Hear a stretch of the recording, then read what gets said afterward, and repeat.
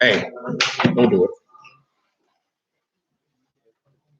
What's going on, Brother Francis? So, we give praise, esteem, and honor to the living Elohim in the name of Yahushua HaMashiach this day. John chapter 5, verse 39. Search the scriptures, for in them you think you have eternal life, and there they will testify of me. And you will not come to me that you might have life. I receive not honor from men, but I know you, that you have not the love of Elohim in you. I come in my Abba's name, and you receive me not. Another shall come in his own name, him you will receive.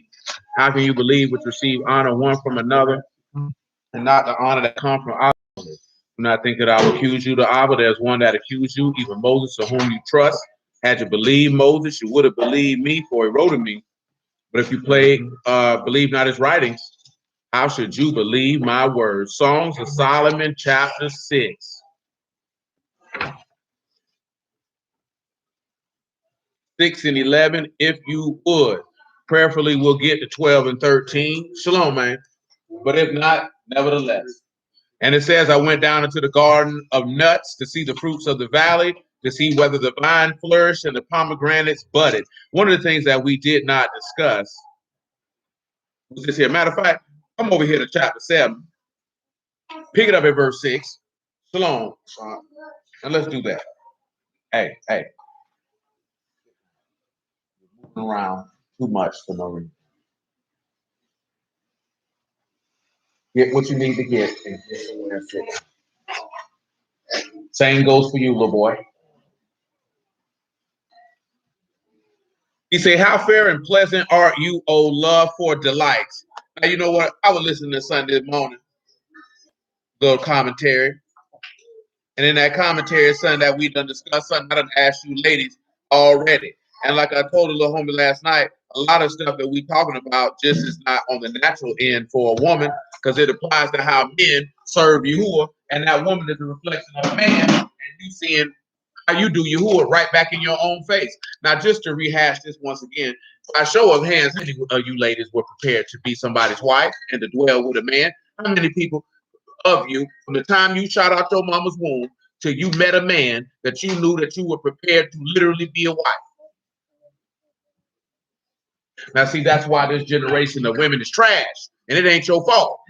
Trash because ain't nobody trained you to how to operate in the vocation of which you were born to do. Now, why is that important? How many of y'all went to church and felt like you were trained to be Yahuwah's wife and to have a mind to know how to serve and dwell with him? Do you see how there's a failing on both sides of the ledger? Because if a woman's not trained to be a wife, then how could a young man be trained to be the wife of his husband, which would be the Lord? It would be impossible. It would be absolutely impossible. That's why women have the mind frames and the thought processes that they have in the dealing with the man. Like I seen a dude got upset this morning, actually, because the dude told him, because he got 2 daughters, and he told the dude he wanted to fight him because he told him that women could not, shalom, man, could not survive men. But let me tell y'all something. When the beast go down, when it goes down, like when it really, really goes down, do you women really think that you could survive out here without a man? It's easy to say you can survive without a man because you can just get up and go to the grocery store. You can find a random simp nigga for some penis. You know what I'm talking about? You ain't got to go kill nobody. You ain't got to do nothing. But when there's anarchy and chaos, get messed up, because you'll say in one breath that protect the black woman, but then say that you can survive without a man. So if you can survive without a man, why are you asking for his protection? Why do I mention that? Because people feel like that they can survive without Yahuwah. Yet when they get in trouble, who is the first person they're asking to protect them and help them? You know what I'm saying? Now you want him to save you and protect you. But just a moment ago, you didn't need any of that. See, that is fallacy. That is stupidity. And why is that the case? Because you don't see, most women in this day and time, they don't delight in men. Men don't do it for them. You see them as what's the word I'm looking for? You see them as disposable and insignificant, and that's unfortunate. That's just the society we live in. That's the environment that they have crafted. Why do they craft this environment? So that you would approach the living God in the same fashion. See, you can't separate one from the other. Man.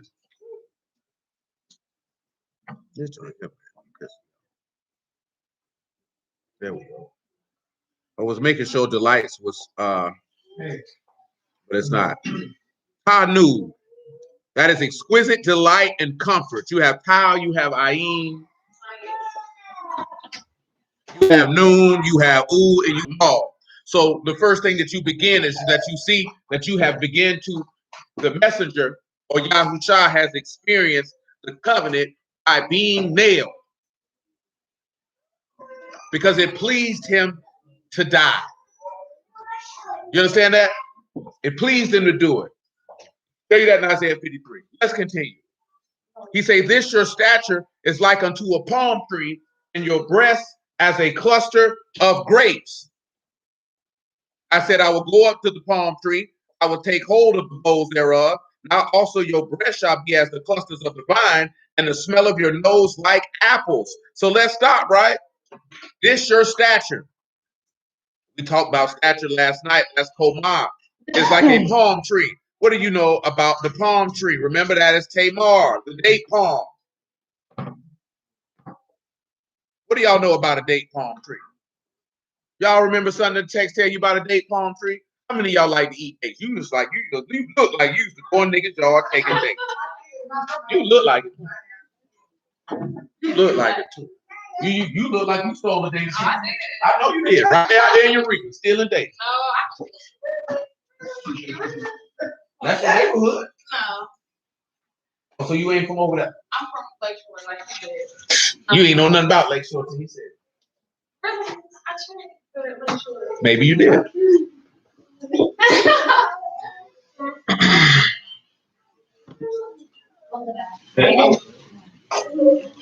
Oh, it's sweet water. You say sweet water? They showing sweet water. Not really. I know that I need some 18. Exodus chapter 15. That's what I got. 15 and 22. So is you from Lakeshore? That's what I got from me. When I first came over.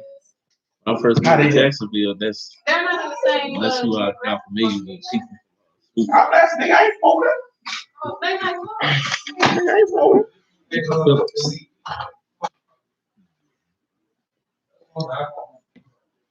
Exodus 15 and what? 22. Shoot, are you listening too slow or am I talking too fast? I don't know. You got your nigga beam in your head.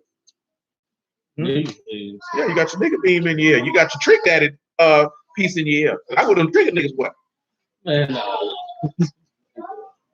this is my blue. This is my truck is blue. Ain't your nigga, you ain't a truck. Yeah. Ain't no trucker nigga. Use a trick. That's the trick. That's what that is. That's that trick blue. They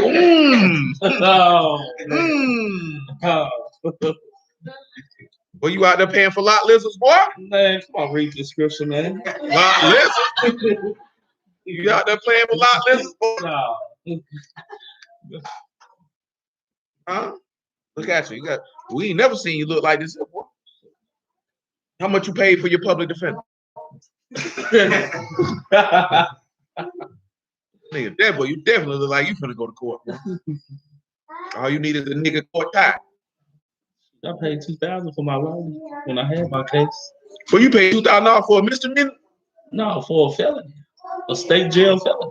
How many years you were facing? 2 years. And get yourself. I did 6 months and 3 years deferred probation. That's a misdemeanor. No, it's not. 15, 22, nigga. Talking about 2 years, nigga. A misdemeanor don't carry two years. You get up to 6 months to a year for a class A misdemeanor. Well, I forgot you from Florida, so it's different. Nigga, you petty crimes doing petty time. Exodus 15 and 22. So Moses brought Yasharal from the Red Sea. They went out to the wilderness of Shur. They went 3 days in the wilderness and found no water. And when they came to Marah, they could not drink of the waters of Marah, for they were bitter. Therefore, the name of it was called Marah. The people murmured against Moses, saying, what shall we drink? He cried unto Yahuwah, and Yahuwah showed him a tree, which when he cast into the waters were made sweet. Therefore, he made for them a statute and an ordinance, and there he proved them. proved here is Nasar, which is the test and the try. You got Noon, Tet, and Hay, and you can give me what you got for that in a moment. Noon, Tet, and Hay. Because he said he had to test him and examine him. So remember, he take the tree and threw it in the waters to make it sweet, where it was bitter. And he said he did to examine these people.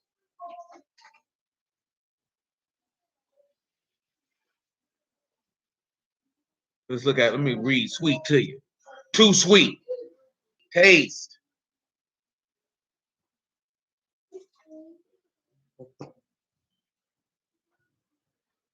And just for informational purposes, it is mean, tau, and kuf.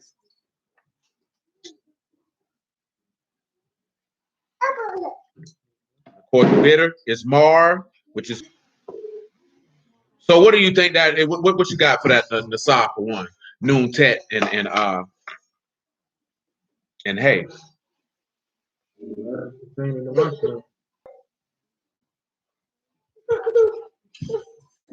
Huh?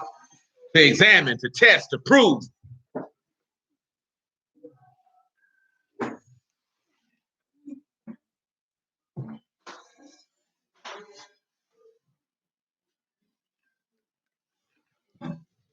Y'all ain't got nothing. Y'all just sitting there quiet. You can't think. The brain stop working.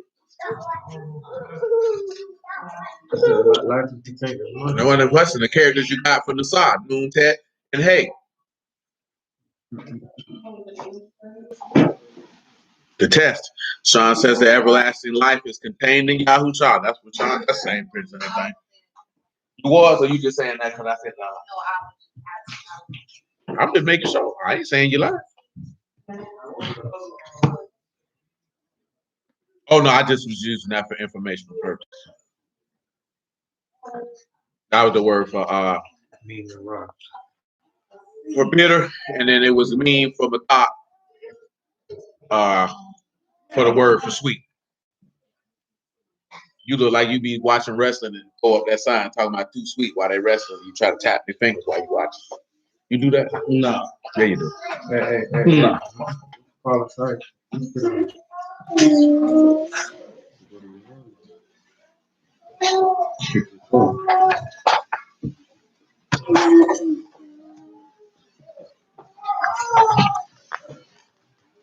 Anybody else want to get something? Sit flat on your bottom, please.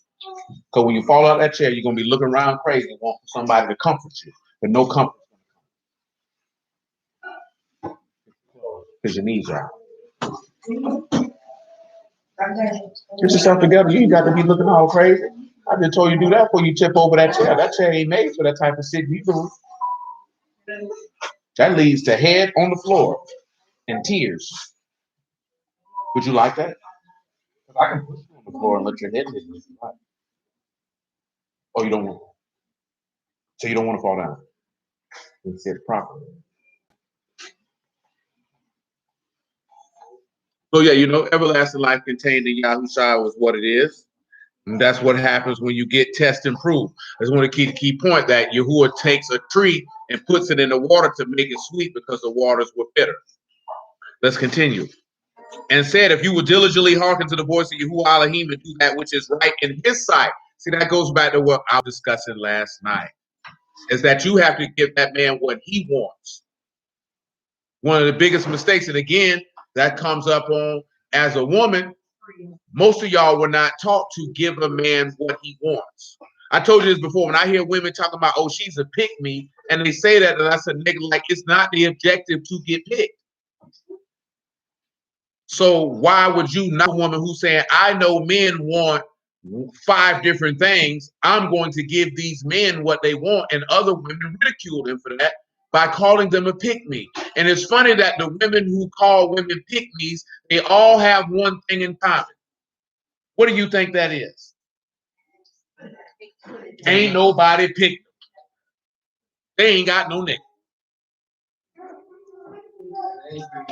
They ain't been picked. And why have they not been picked? Because they refuse to give a man what he wants. Now, hold on. Psalm 65:4, right? You ain't got to go get it. He say, blessed is the man whom he choose, right? Who he calls to approach unto him. Moses also told you in Numbers 18 that Yahuwah, well, number 16, excuse me, that Yahuwah will show whom he has chosen. See, Yahuwah is going to pick those that he knows are going to give him what he wants. You know what I'm talking about? That's asinine. That'd be like somebody saying, "Oh, Yahuwah want this here, and I'm gonna do it. Oh, this nigga here pick me." You go, what? That's how stupid that sounds. That's how stupid that sounds. It was a lady talking, and I ain't gonna be lying, but he was like, "Boy, single, miserable women keep other women single and miserable because they ain't got nobody. They don't want you to have nobody. And you know why they don't want you to have nobody? Because now she got to be over here by herself with her wine, her vibrator, and whatever else she got in the house." See, because there's a difference. Like, women get upset sometimes if they homegirl get a man because now she can't hang out with her no more. They can't do the whole stuff or whatever they be doing if they were home. You know what I'm saying? Niggas don't get upset if he get his homeboy get a woman and now he don't hang. They don't care nothing about that. Oh, that nigga tripping, man. He with his old lady now. They can be like, well, shoot, I can't give him what he looking for. You know what I'm talking about? So, shoot, she cook for him, clean his drawers. You know what I'm talking about? Give him some good love and shoot. I understand. You know what I'm talking about? I understand. Only time niggas say something to you when they know you got your hoe. Like, boy, what you doing, boy? Well, that's a free hoe. You know what I'm talking about? You're tripping. You ever had somebody come tell you messing with a freak hoe? And what you did, you kept kissing in the mouth, didn't you? So did. Somebody should have came and told you not to put them doggone rocks in your ears. But boy, you look like you pulled them out of gravel, fresh gravel. Put them in your ear. Well, I just noticed that nigga got rolled gravel in his ears. Man, that nigga that wild. That nigga said Oreo crumb. And you can't tell that nigga he ain't got. Let me tell you something, man. This real talk, not being funny. You can't wear black diamonds and get on the city bus. Niggas know you broke in the main real. They know it. They know it. I'm telling you now. I'm telling you now. You think a nigga with some diamonds getting on the city bus? If they don't live in New York City. He bought it now instead of buying the car. That don't make it better. That do not make it better. Same here. Come on, man. It says, and if you will diligently hearken to the voice of Yahuwah your Elohim, and you will do that which is right in his sight, and will give ear to his commandments and keep all his statutes, I will put none of the diseases upon you, which I brought upon the Egyptians, for I am Yahuwah that heal you. What are some of the diseases that he brought upon the Egyptians? Little boils. Huh? You don't have a boil? A boil, nigga. Sickness, disease, infirmity, weakness, nigga. You don't ever had a little boil? You know what a boil is, don't you? What, like an abscess? That ain't no boil. That's an abscess. What's a boil? That is what they call it. That's what they call it. That nigga got to rise. He said you got to let that thing bleed out, baby. An abscess be in your mouth. You get abscesses on your bum. You get risings on your bum inside of your thigh. That's not a cyst and a boil is two different things. Let's go ahead and explain that to you, son. Not being funny. Those are different things. Yeah, that's a different thing. I see doctors cutting open and bleeding out the abscess being infected. But abscesses be in people's mouth. It can grow in any part of your body. Infected. An abscess is a pocket of pus in a tooth caused by an infection. Tooth.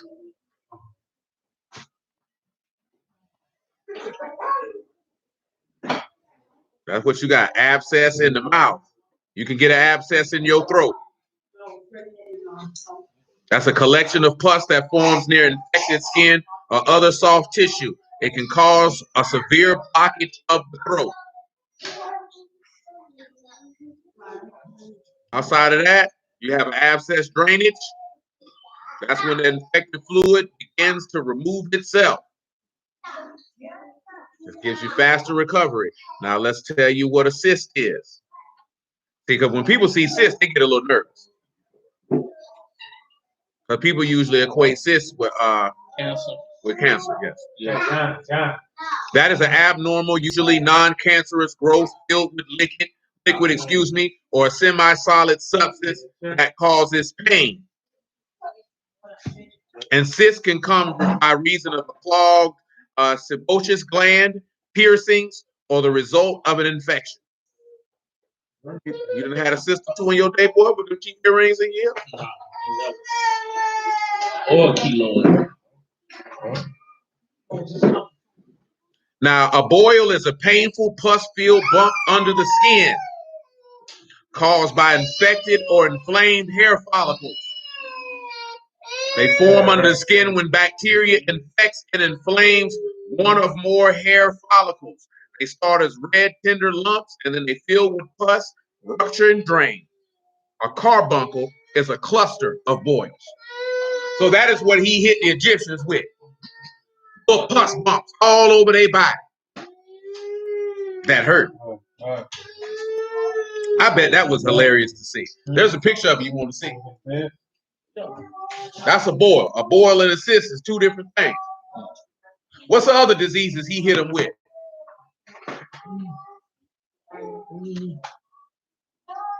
You know some other diseases they hit him with? In the bed. Get in the bed. Oh.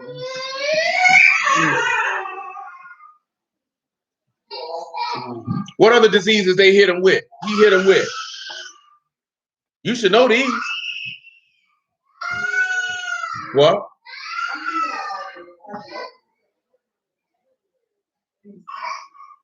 It's all part of what he hit him. He hit the boy with locusts. He hit him with doggone. He hit him with flies, Frogs. He turned the lights out. Frogs. He killed their children. What about all them frogs? That's been established, son. Been established. Now he telling them that he won't hit them with that, but he will heal them. What's the word for heal? You know the word for heal, son? No, that's unfortunate. Rapha. You been to church before? You mean to tell me all that tithe money? You ain't never hear them people say Jehovah Rapha you? No, that's in the Jehovah Witness.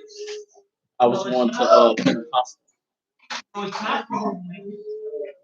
He said she don't do that. She knows. They say Jehovah Nisi. Oh, that is. Yeah. That Well, you wasn't paying attention. No, I wasn't in no Baptist. I was in the Pentecostal. I done heard many a nigga say it though. Selling dope. I was in the coach. I was in coaching. Pentecostal. And you ain't never heard them people say Jehovah Nisi and Jehovah Rapha. You never heard that? No. Nigga, I ain't never been in the church and I heard that. Yeah. Coaching. Man, just rock out. He wasn't paying attention. That nigga just was in there. You were just in there giving your money away. You weren't paying attention. You were just there. You was in there trying to scope them hoes. No, I was sing. I used to sing in the choir. No, you couldn't. You couldn't. That's all. Oh, that nigga say he sung in the choir. Yeah. And you ain't My saying auntie that? put me in the choir.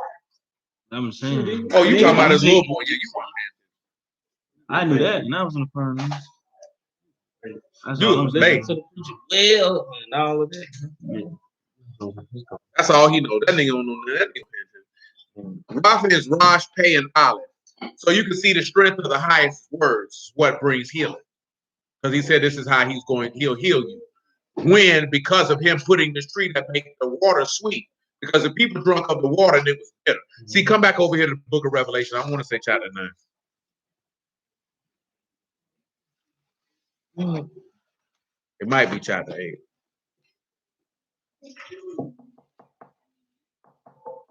Chapter 8 it is. Chapter 8 and verse 9.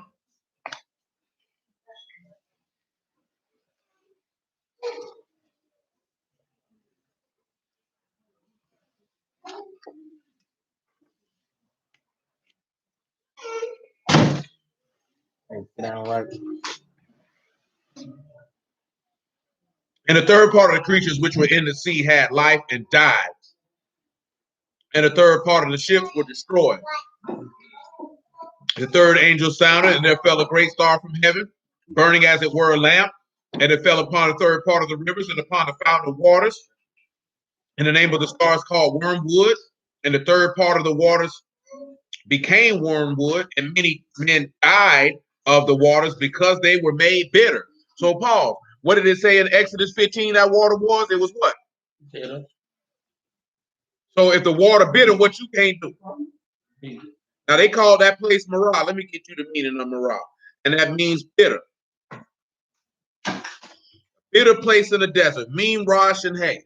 You know what? You can get to behold that the highest can redeem you from this chaos that you involved with. Now there's a reason why this is the case. He threw a tree in the water became what? Sweet to the taste. Now, what's the significance of this here? Because we go back in the book of Revelation, we see the water's made bitter. People can't drink it and they die. Let's look at Isaiah 55. So the tree that he put in there, on my shop. It's not literally him that he threw in there. He literally threw a tree. The tree, but see, if you just wait, the biggest problem is you can't wait. You throw my train of thought off at times. Just wait, and your answer will be satisfied. Your question, excuse me, will be satisfied. Isaiah 55 and 1. Because we talked about this last night. Last night when we were reading about that tree in Ezekiel 31, do you recall what was said about that tree? As it pertains to water?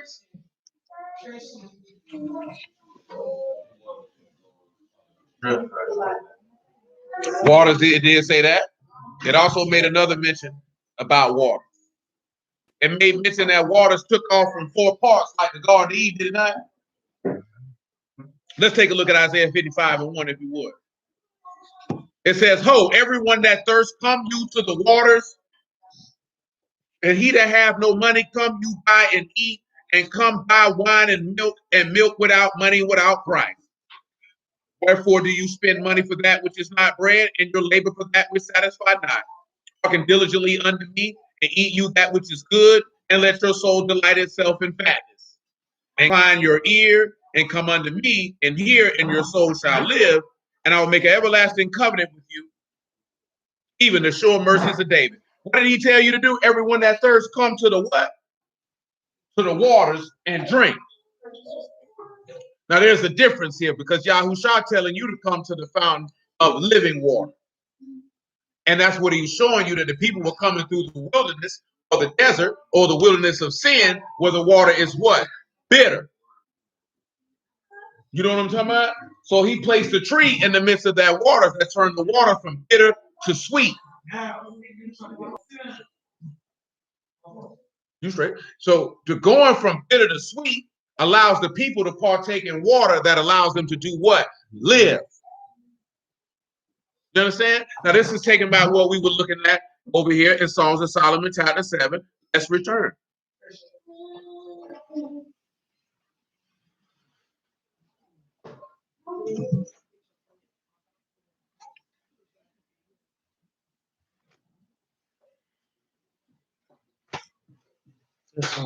Because remember we talked about, I didn't read verse 27 of Exodus 15, my bad.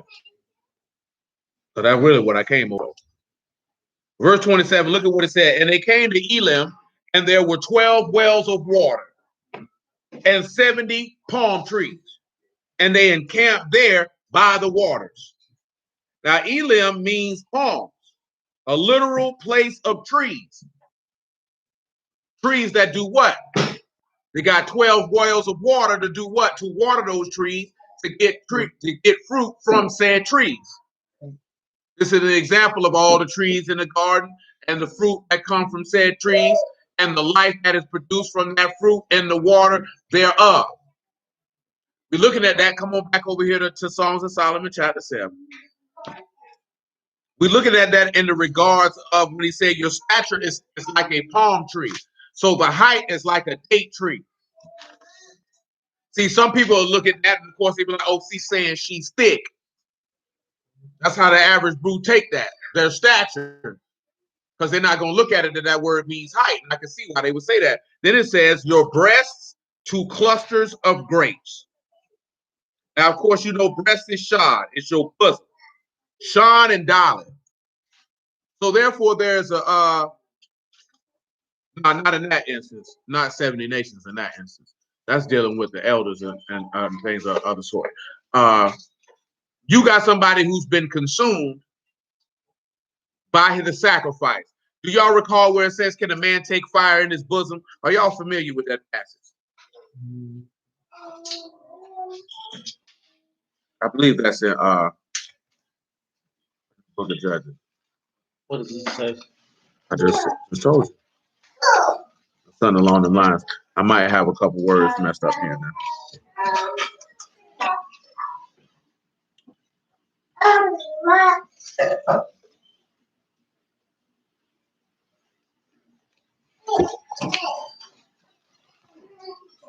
Yeah, I think I got the next stuff. I don't think that's the exact word. And the land. Yes. There was one thing I was thinking of, like Psalms 89, and then like they're very close to man in his bosom. Mm-hmm. It's something at the top of my mind. I'm trying to remember. I think it's something that says something like that, but I cannot recall. I feel that it is. I could be wrong. Hey. You're gonna be here, please.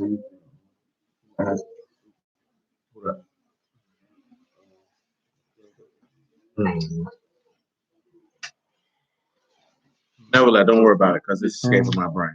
So breast is bosom. It's a cluster of grapes. Of course, it's just cluster.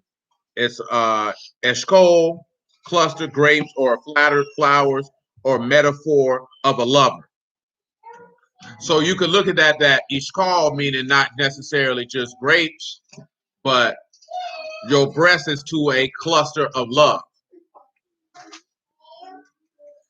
So you see when you look at cluster, you have shad, and you see that somebody was consumed by sacrifice, consumed by hanging, because of love that they had in their heart for a specific group of people. Man takes fire in his bosom and clothes not be burned. Yeah, that's what I'm talking about. What verse is that? That's Proverbs 6. Yeah, I knew that jump was in my brain somewhere. I knew that ain't come from nowhere. Proverbs chapter 6, verse 25.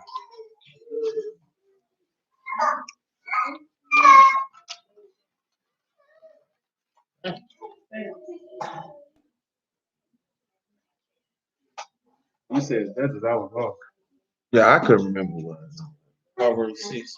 Verse 25. Lust not after her beauty in your heart, and neither let her take you with her eyelids. For by means of a whorish woman, a man is brought to a piece of bread. Y'all already know what that is.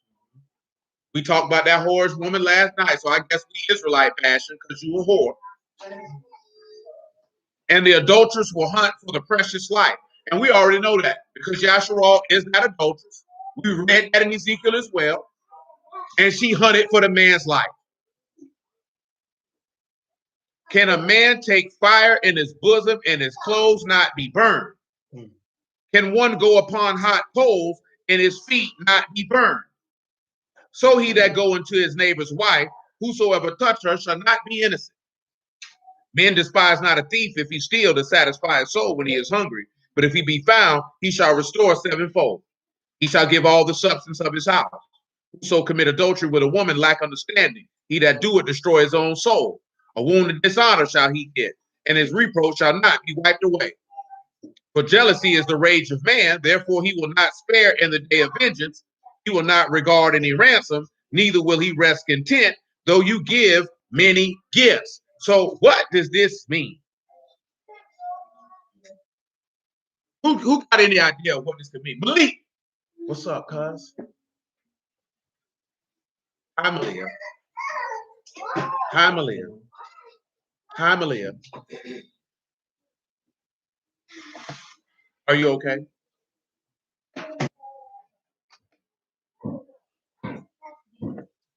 Oh,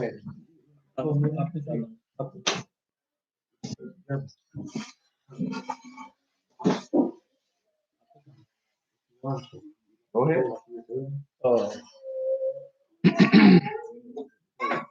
This is, remember when it says Yahuwah is a jealous Elohim? I want you to take your time for your answer now. No, I'm giving you I'm giving you my answer, and you tell me if I'm right or wrong. It says Yahuwah. You don't have to read the verses. Just give me your answer. Well, remember when it says who is a jealous Elohim and all the nations committed adultery with Yasharal? It doesn't say that Yeah. because the nations didn't do anything.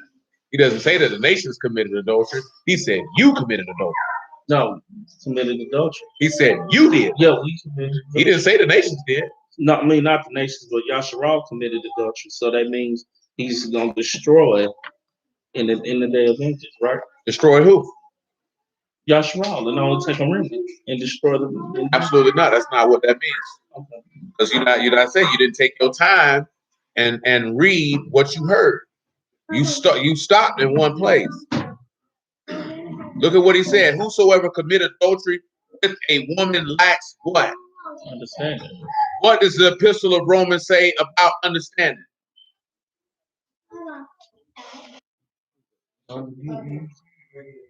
You are worthy of death. What is understanding? Understanding is the fear of the Lord, right? Not in this case. It is, but it's not. In this case of what we're discussing.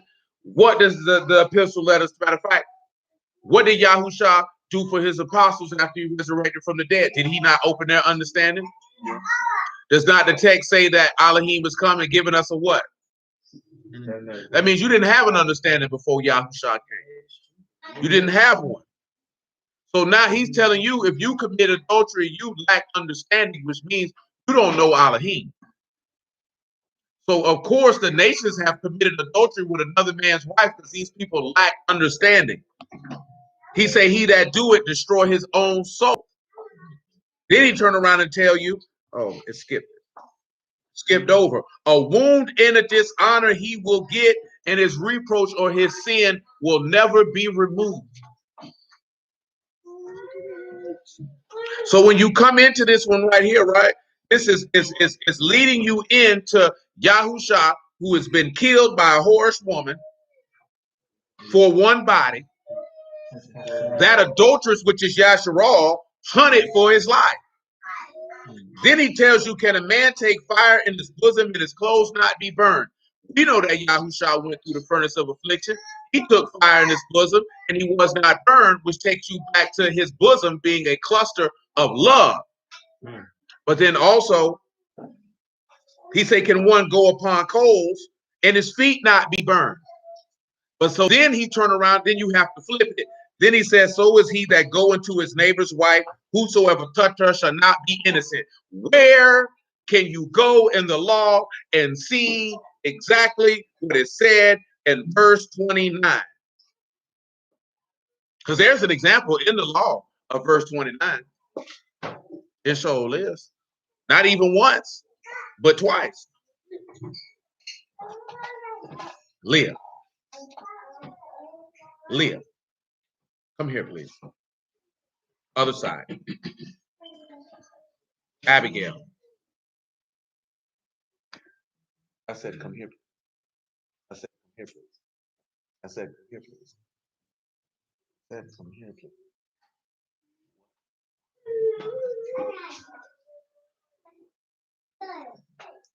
Why do you have an Asian man waving at me? That is a man. That's not a lady's face. That's a hard, I don't know. I'm not gonna say that. Hey, Muppet Man. You right on the head there, Sean. Genesis chapter 20. Did not Amalek get Abraham's wife? Did he not say that I kept you from sinning against me? Because he would have went in there with his bosom had not caught on fire. He wouldn't even know. What he's telling you is you could do something and not feel. See, pause.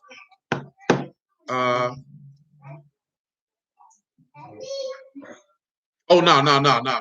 She's the adulteress that hunted for his life. She was looking to kill him, and she accomplished that task. Romans chapter 7.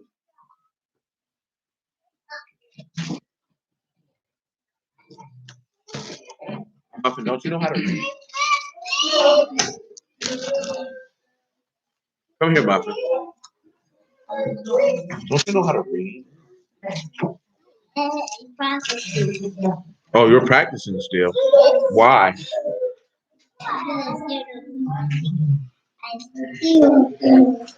But you've been practicing for a day and a half.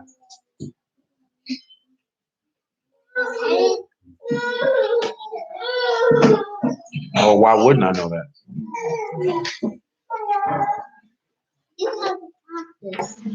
Oh, very well. You can sit down. Romans 7:7. What shall we say then? Is the law sin? Elohim forbid. Nay, I had not known sin but by the law. I had not known lust except the law said, you shall not covet. But sin, taken occasion by the commandment, wrought in me all manner of conspicuance. For without law, sin was dead. I was alive without the law once, but when the commandment came, sin revived and I died.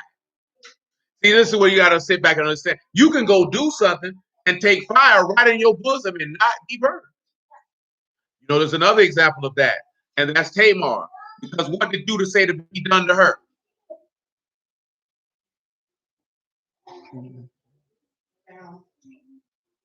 What did he say to be done to Tamar before he realized that that whore he laid with was Tamar? Oh, y'all don't know? Oh, you don't know, Monica? You don't know? He said, I ain't worried about that. I'm worried about the loving I'm going to get later on. Boy. He said, I'm going to make him his favorite dish. Chicken Alfredo. That means I don't like that crap. Tamar was the That's right, Sharon. Yeah. Yeah. Daughter-in-law. Daughter-in-law. He said, take the, I thought he said, take the gift. Come on to Genesis 38. Yeah, I need that. Hey, man. Yeah. Shoot, Saran got it on. Saran done said it, but I ain't going to say it out loud. He done gave the answer. Genesis chapter 38. You can pick it up at verse 17.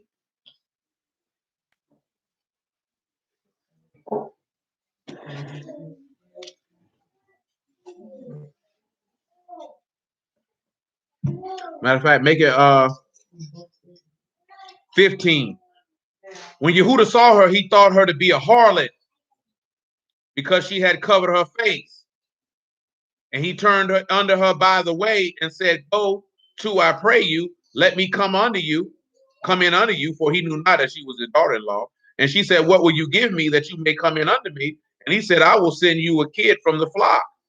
And she said, will you give me a pledge till you send it? Listen, right? So let's pause. One, you can see in our culture, you know how a lot of brute women like to have their face covered. That's the entire of a harlot. You're a whore. You know why you're a whore? Because you don't want nobody to know you the town whore. So you covered your face to be respectable. You know, I lift my dress up, you do what you do, but you don't know who you did it to. See, now hoes just show their face openly, proud of it. Seeing women trying to defend hoes doing a silhouette challenge. Talking about she wasn't naked, you know them hoes were naked. You're not here talking about you busting it. That's whoredom. And you talking about we should be free to do what we want to do. And I should be free to let you die, ho. You know what I'm saying? If you free to flaunt your body for the world to see, then I should be free to decline to protect you. Because we don't protect whores. But see, we were talking about this the other day. I think I mentioned this to y'all, like, boy, if you wasn't no virgin, well, your value is low. Once a nigga done parked in that driveway, it's downhill for you. You know what I'm talking about? And I'm talking about if you go back in antiquity, time of your forefathers. Oh, you had a child, you wasn't married. If you wasn't get stoned, at best you could hope to be somebody's concubine. Yeah. At best. You know what I'm talking about? If not dolo, because nobody would have married you. They would have looked at you with contempt and disgust. You know what I'm talking about? Because you're not worthy to be a man's wife. That's just, shoot, if you were not a virgin, they would have looked at you like you are not worthy to be a man's wife. That is how far society has descended. But when you look at, well, does it matter how many men I done been with? How could you even fix your mouth and say that? Well, I just listened to him and say she been with 20 niggas in 6 years. And you know what? It ain't that hard to sleep with 20 niggas in 6 years because it's just 2-3 men a year. But 6 years, that add up. That's high mileage. You need an oil change. Transmission leaking. You know what I'm talking about? And you got women have sex with 6 niggas in 1 month. Shoot, some in 1 day. Some in the same week. You know what I'm talking about? And one talking about wonder why they pH balance off. Straight up and down. But y'all would look at men and tell men, what does that matter? My value should. Why just listen to that woman, that one clip talking about how can you put a value on sex? What if my sex is good? I don't care if your sex is good, baby. What that mean to me? Most women's sex ain't even that good. Not as much as they think. Niggas just like to ski. All they need to do is be warm and functional. And he's good to go. You know what I'm talking about? Like straight up and down. Like straight up and down. Like this woman could not understand that a virgin is more valuable than a woman who's been driven off the showroom floor. Shalom, man.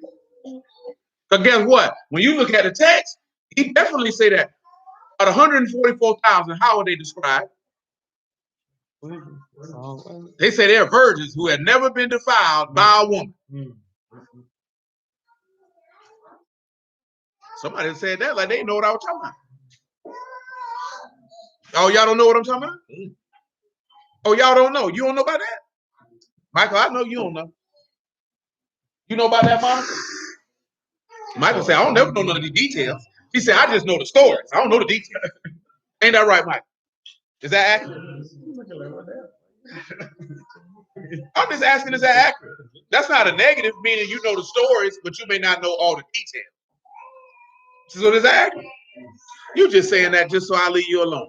You know what I'm talking about? Now I'm going to say you don't know nothing. How about that? How much you know? Out of 100%, where you at? 5? Shoot, baby, you in ESE classes with that?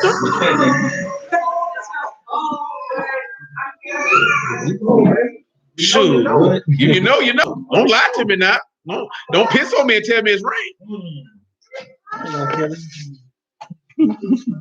Hey. I mean, shoot, you okay? Shoot, you 20% pretty low, but that's okay. That's better than most. Definitely. They ain't got to tell me.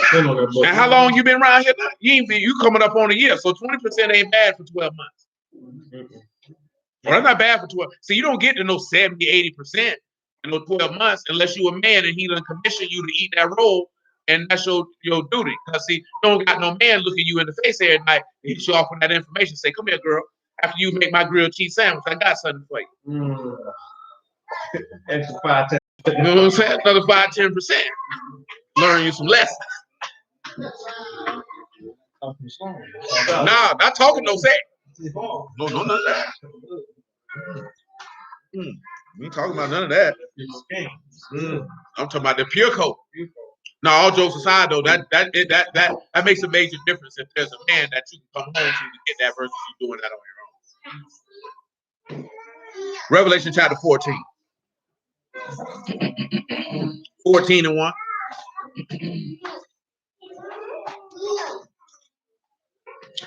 And I looked, and lo, a lamb stood on Mount Zion with 144,000, having his Abba's name written in their foreheads. I heard a voice from heaven as the voice of many waters, and the voice of a great thunder. And I heard the voice of harpers harping with harps, and they sung it as it were a new song before the throne and before the 4 beasts and elders. And no man can learn that song but the 144,000 which were redeemed from the earth. These are they which were not defiled with women, for they are virgins. Now it's a lot, and these are they which go with the Lamb whithersoever he go. They were redeemed from among men, being the first fruits of the Elohim to the Lamb. You have a lot of brews that get upset by that and say, see, they virgins because they ain't get this here. No, it literally means they had never had sex. Now, this is what I'm going to ask you. How do you defile yourself with a woman? Fornication. Ejaculation. No fornication, son. Ejaculation. Let's look at that for informational purposes. Leviticus chapter 15. Oh, no, bro, you don't defile yourself with a woman because you're like, if you're married, you'll defile yourself with a woman once, because that's what I was going to mention about the boils. When that pus come out, bro, you are defiled. Anytime bodily fluid excretes from anywhere on your body, you are unclean. Oh, you looking puzzled. Yeah, because Well, shoot, that's unfortunate. Well, no, well, you thought wrong. You thought wrong, son. And look here. What you mean? What? It doesn't mean that it's a sin, son. It means you unclean. You got to go wash. I would hope you wash your body after sexual intercourse anyway. But you look like you was a dirty meat nigga, so you look like you just got right on up and went about your day. You ain't washing up. Well, you ain't get that much sex anyway to wash up. So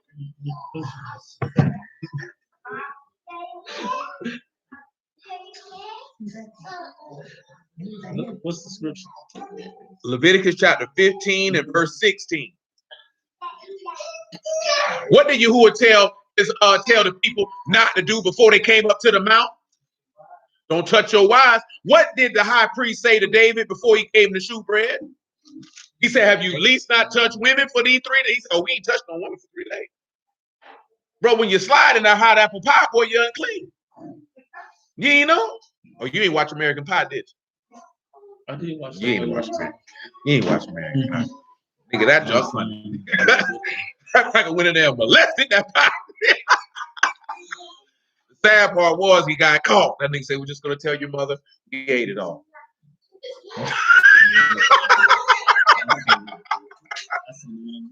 Oh, that joke was funny to me. Boy, the first time I seen that, I'm like, well, I know this man is not going to do what I think he's going to do. He didn't. 15 and 16. If any man's seed of copulation go out from him, then he shall wash all his flesh in water and be unclean until the even. Every garment, every skin wherein is the seed of copulation shall be washed with water and be unclean until the even. The woman also with whom man shall lie with seed of copulation, they shall both bathe themselves in water and be unclean until the even. Drop on down right here, right? So you can hear this here in verse 32. This is the law of him that have an issue, and of him whose seed go from him, it is defiled therewith. So let's go back to Revelation 14. What that say?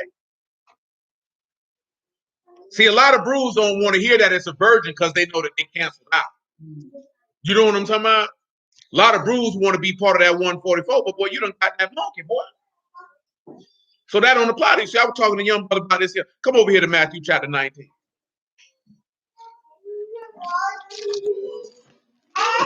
Yeah, even wet dreams can get you canceled out. But he was more specific because he said defile with women. So you'll get a pass with a wet dream. Because he said you hadn't defiled with women. You know what I'm talking about? And hopefully you wasn't around here masturbating. 19 and 10. Yes, sir.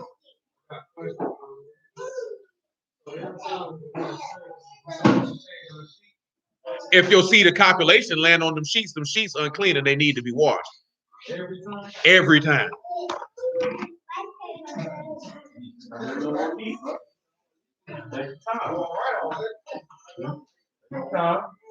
Yeah, anywhere that seed, anything that seed lands on, it's unclean. But that's no different if it's pus, any bodily fluid that excretes out of your body, save saliva and blood, is unclean and has to be washed. Huh? No, but it don't make you unclean. What'd you say now?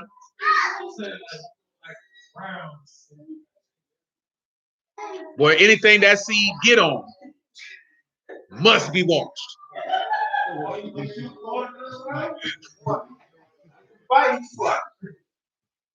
When you done having fun, go around here and get that washing machine. Don't do it on the washing machine. Well, you can't do that because you ain't got to wash the washing machine because that ain't a go.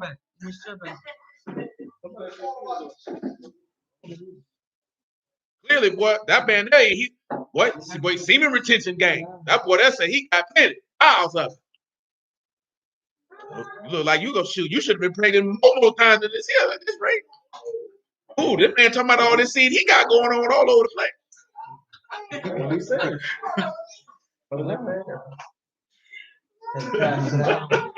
He ain't even got a suit. That boy got volumes, nigga. That sounds like porno ejaculate.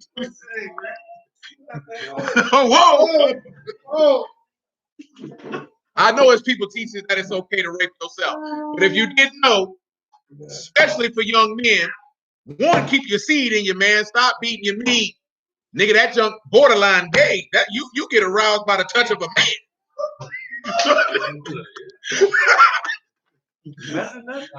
Boy. You know what I'm saying? Yeah, watch out. Like, hey, well, all jokes aside, you gotta think about that. A man is touching you, and that turns you on. After a long day's work. After a long day's work, nigga say, "Who I'm gonna see hard head Dan tonight." You know what I'm saying? Rough sleeves tee. Your right hand fist, you better cut it off,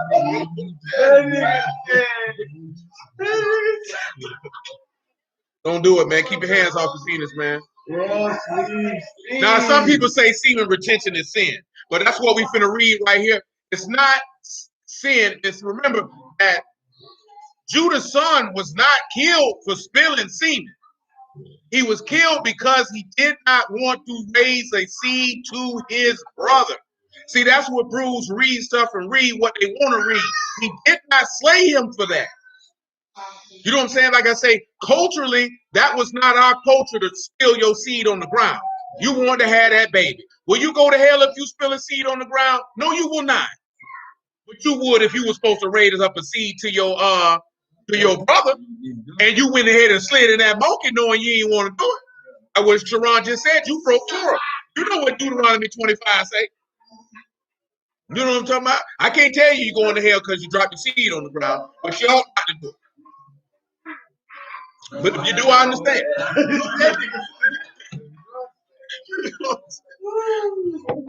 I didn't say I'm just talking about culturally, but because a lot of people say, "Oh man, he killed him. He spilled the seed." No, Deuteronomy 25 say, if your brother dies and he didn't have a son, you raise up a seed unto your brother. Judah's son died. Onan went and slid in them guts. That's what he was found. And spilled this seed, and that's why Yahuwah killed him. Because you knew that you didn't want to raise a seed to your brother, and you were trying to get some free vagina with your wicked behind. You want to tell her straight up. You ain't want to do it and not slide. Yeah. You knew what you were doing. Yeah. You knew what you were doing. That's your brother. Why you didn't want it? That's free cool. That ain't right. That ain't right. And that's why he killed him. But see, Bruce don't pay attention to that's Deuteronomy 25 before Deuteronomy 25. So you don't know the law. That's what he killed him for. He broke the law. He did not raise a seed up to his brother. He didn't have a just weight and just balance. He did unrighteously because he sought pleasure without impregnating this woman. You must die. And he deserved it. He deserved it. But did he die because he spilled seed? No, he did not. He died because he was wicked. You know what I'm talking about? And we've established that many, many times. But I'm saying that for those of you who don't know. And Michael, if you would like to know what I'm talking about while you're playing with David, yeah, say what you want to say. Say what you want to say. Then you can read that in Genesis 38 for yourself. I'm trying to help you out. Mm-hmm. You ain't got to work. One day you'll have somebody bring you a seat. You waiting for that day, ain't you? Yeah, yes. You say you're going to make a 3-tier cake. You ain't even get no cake personally. But I know that was part of it. I'm just messing. Women be barren. Niggas bearing women around them. Yeah. Spilling their seed. They're spilling their seed. Wish they had a child. Definitely. That's one of the reasons why they didn't do it, because you got people who couldn't have seed and they looking at you like you wasted life force. And I would take that seed if I could have it. Now, this is how the brother said, but again, the multiply, the command to multiply was not made to us, it was made to Adam. That's another thing. He never came to Yasharal and say, be fruitful and multiply. He told Adam, be fruitful and multiply. So that's not a decree that pertains to everybody. Now, the seed is to be sown in the woman's womb, but I can't tell you that you broke Torah because he never told you don't spill your seed. That's just something that was not done. You know what I'm saying? They didn't do that. They didn't conduct themselves with that. No, that nigga say, why men don't date fat women? Well then. No. Manosphere highlights daily. That joint's hilarious.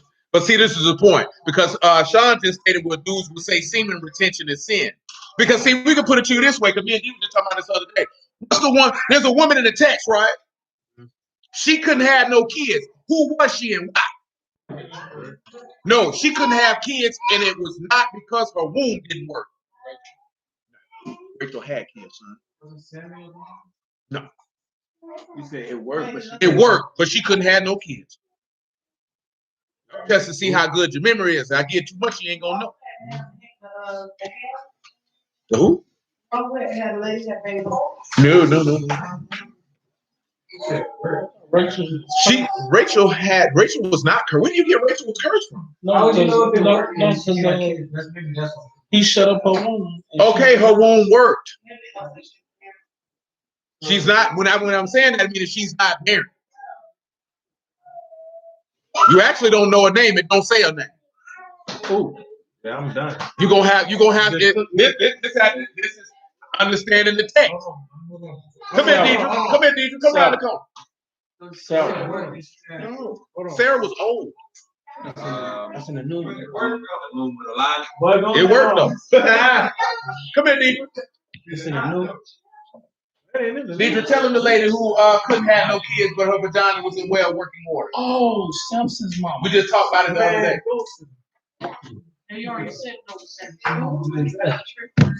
You know what we were talking about the other day? I can't believe the fourth is the word, and people crying and whatnot. Say so. Poor young lady. Oh, you don't talk about so much book. We do. Come over here to touch the chapter 11. Because my old lady don't remember. She ain't helping out. I thought she was gonna help now. Get in. I get it. Don't guess, brother. Judges chapter 11, verse 34. Say, Jephthah came to Mizpah into his house, and behold, his daughter came out to meet him with timbrels and with dances. She was his only child. Besides her, he had neither son nor daughter. And it came to pass when he saw that he rent his clothes and said, Alas, my daughter, you have brought me very low. You are one of them that trouble me, for I have opened my mouth unto Yahuwah, and I cannot go back. She said unto me, my Abba, if you opened your mouth unto Yahuwah, do to me according to that which proceed out of your mouth. For as much as Yahuwah take vengeance for you of your enemies, even the sons of Ammon. She said unto her, Abba, let this thing be done for me. Let me alone 2 months, that I may go up and down the mountains and bewail my virginity, I and my fellows. And he said, go. And he sent her away for 2 months. And she went with her companions and bewailed her virginity upon the mountains.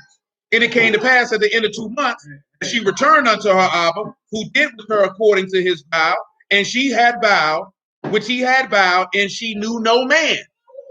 And it was a custom in Yasharal that the daughters of Yasharal went yearly to lament the daughter of Jephthah the Gilgite 4 days in a year. So think about that. He offered her as a burnt offering. She could never have sex for the entirety of her life. So that lets you know that the be fruitful and multiply it's not a direct commandment to everyone. Now look at what Matthew 19 and 10 said. Because if you choose not to get, because Paul wasn't married, he was an apostle. Yes, ma'am. No, it's not necessarily a curse. It's just your womb was closed for whatever reason. There's men in the text who he states did not have kids. You know what I'm saying? Because that's up to you who if you have kids or not. And it doesn't mean that you're evil because you haven't had any or you don't have as many as others. You know what I'm saying? That doesn't necessarily mean that because people like to equate that. Oh, she can't have no kids. She's a wicked woman. That don't mean nothing. That don't mean absolutely nothing. Mm-hmm. Having a miscarriage don't mean you wicked. Just because something negative happens to you, period, does not necessarily mean you have done something evil unless you know you've been out here doing evil. Then you can pretty much chalk that up. Take that on the chin, go on about your business. Some things is just life, time, and circumstance. You know what I'm talking about? And ain't got nothing to do with nobody did nothing. That just was Yahuwah's prerogative. It could have been just like we was reading earlier. He could have been doing a little nasal. Let me test, examine, and prove to see where your heart at. Because the best way to see what somebody's heart's at is to take something away from them. Indeed. Because and what he just mentioned is about why Paul said if it's possible to stay unmarried, because all of y'all know who are married know that it is much easier to serve you who are without a spouse than it is with one. But he said, but everybody don't have that. See, everybody was, I'm gonna be like Paul and not get married, but you horny all the time. See, that's another told you. Stop doing that. Because you know you want them yanks. You know what I'm talking about? You know you do. Ain't nothing wrong with that. Listening to his homeboy. You don't need no sex, but his homeboy got a whole wife. You know what I'm saying? But you don't never listen to a nigga. This is what the dude out there, Mr. Kid. Don't talk to a nigga talking about semen retention and he sliding, son. He can't tell you nothing about semen retention. He having sex every day. His seed is coming out. You know what I'm talking about? But you know what type of different type of focus you can have if you retain your seed for 4, 5, 6, 7, 8, 9, 10 years. And you only serving Yahuwah? That's not for everybody. That's what this man about to say. Matthew chapter 19 to 10. His disciples say unto him, if the case of the man be so with the woman, is it not good to marry? He said unto them, all men cannot receive this same, save them to whom it is given. There are some eunuchs which were born from their mother's womb. There are some eunuchs which were made eunuchs of men. There be eunuchs which have made themselves eunuchs for the kingdom of Shamahim's sake. He that is able to receive it, let him receive it. Those men in Revelation 14 who have not been defiled with women, they never had sex. Again, that's what Jews don't want to hear that. Because if you know, yes, sir. Dude, you talking about the 144 right here. 140, never been with one. Never been with one. Never ejaculated, never been in a woman's vagina. And why is that important that the 144 would be a virgin? Because Yahushua is a virgin. Yahushua ain't never laid with no woman. He ain't never laid with no woman. He never had a need to pull his penis. See, nobody want to think about that. Because they going with the lamb wherever he go. He ain't never been in no woman. So it makes sense that the people with him ain't never been in no woman. That's tight.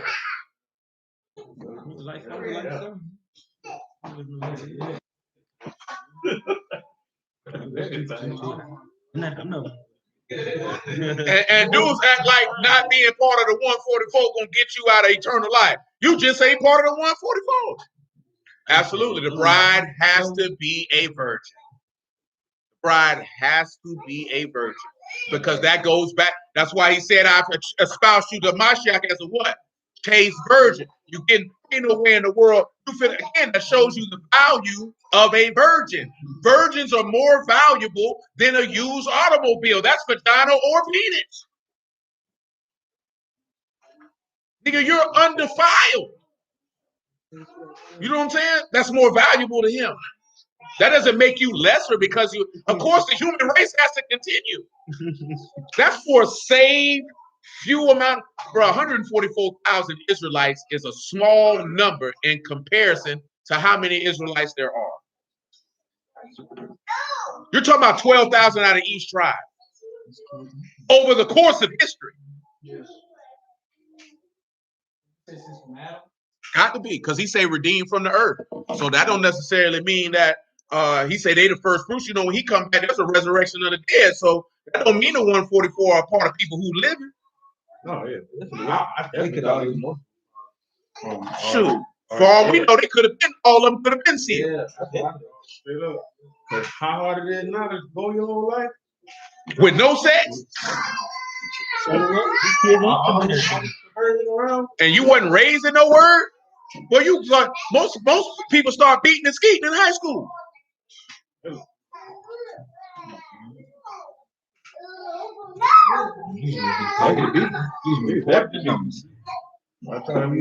Back to Revelation 14 one more time. Verse 4. Ron say the body kick it out in your sleep. Yeah, a lot of them, yeah, if they done had sex, my G, and they said they part of the 144, they told a lie ever been told. That's not what that book say, because verse 4 say, these are they which are not defiled with women, for they are virgins. Let's just look at it in the language that was written in and see what it say, and let's remove all doubt. Wouldn't that be the best thing to do? Well, let's just see what it say. See, dudes like to put themselves in places where they don't qualify at. That's just like an ugly woman thinking she's supposed to get a rich man. Baby, you ugly. You can't get mad at the rich man because he said he don't want to. He had to get you before he had some money. Y'all ain't never seen in the history of mankind a rich man get an ugly woman after he got rich. Absolutely not. No, man, niggas don't do that. Number one, defile. Niggas low. Go ahead. Maluno. That is to pollute, to stain, to contaminate, or to defile. It says at times when it's used in the New Testament, it is those who have kept themselves from the defilements of sin, who have soiled themselves by fornication and adultery. Now, let's grab virgins. Parthunos, a virgin, a woman who has never had sexual intercourse. A man who is abstained from all uncleanliness. A whoredom attendant on idolatry, so has kept his chastity.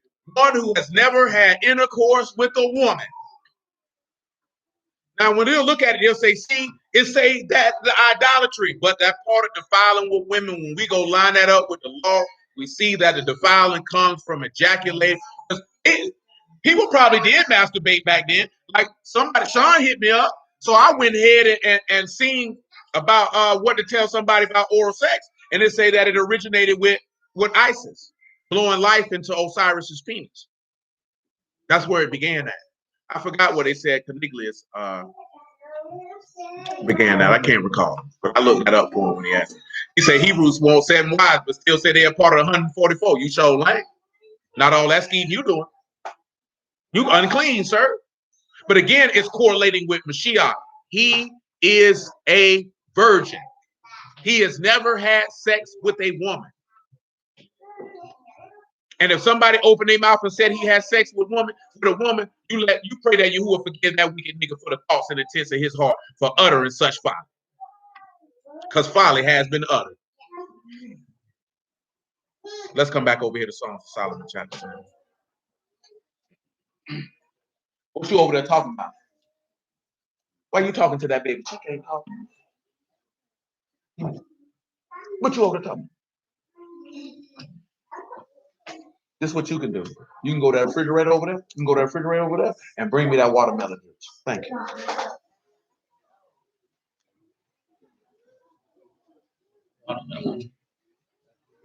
Do you see it? The red bottle, baby. Right on the top. There you go.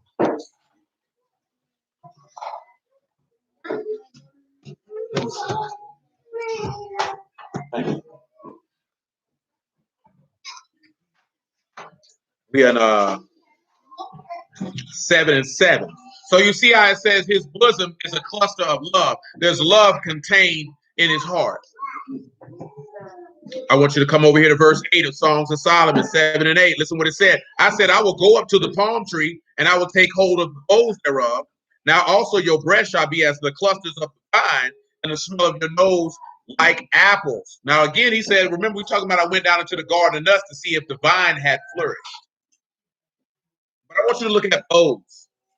And that is sin, samak, noon, samak, and noon again. It means the bough or the fruit stalk of the date tree.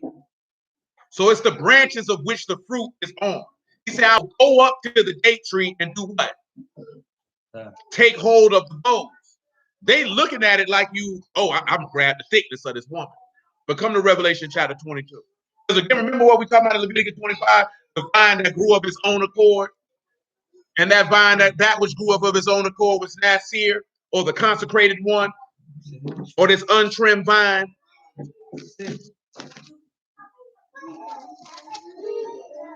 Revelation chapter 22 and verse 1.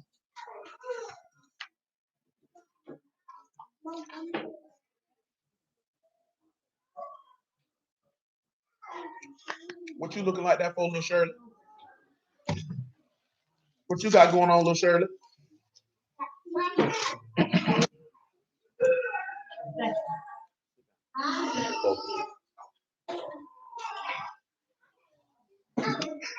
Revelation 22:1. And he showed me a pure river of water, water of life, clear as crystal, sitting out of throne of Elohim and of the Lamb. In the midst of the street of it, and on the either side of the river, was there the tree of life, which bare 12 manner of fruits, and yielded her fruit every month. And the leaves of the tree were for the healing of the nations. Remember when he threw that tree in there, in that water? What was that tree in that water for? To make it sweet, to prove the people, and it was for their healing. That the diseases of Egypt might not what? Fall on you. In the book of Revelation, all them seals, all them vials, what are they similar to? Plagues of Egypt. So when you have partaken of that water, of that tree that was thrown in the water, then guess what happens? He's doing that to test and prove you. See, it's going to happen all over again. How is it going to happen all over again? Because you're going to come to Barak, or you're going to come to the beast who's giving bitter waters with the ruach or the spirit that he's manifested, and you're going to have to make a decision. Do you want the mar, or do you want the Malak? Which water you want? Because that tree is to test and prove and examine you and see what's in your heart. Like this here, right? And I was listening to a few women talk about this here. This is true. Before, but see, y'all was too young. So y'all wasn't really out here and started no careers and did all this stuff to really be scared to get married. I think I asked you this, Michael. Michael, you scared to get married, Mike? Huh? I want you to be honest. I'm being serious. You scared to get married? Why you not scared?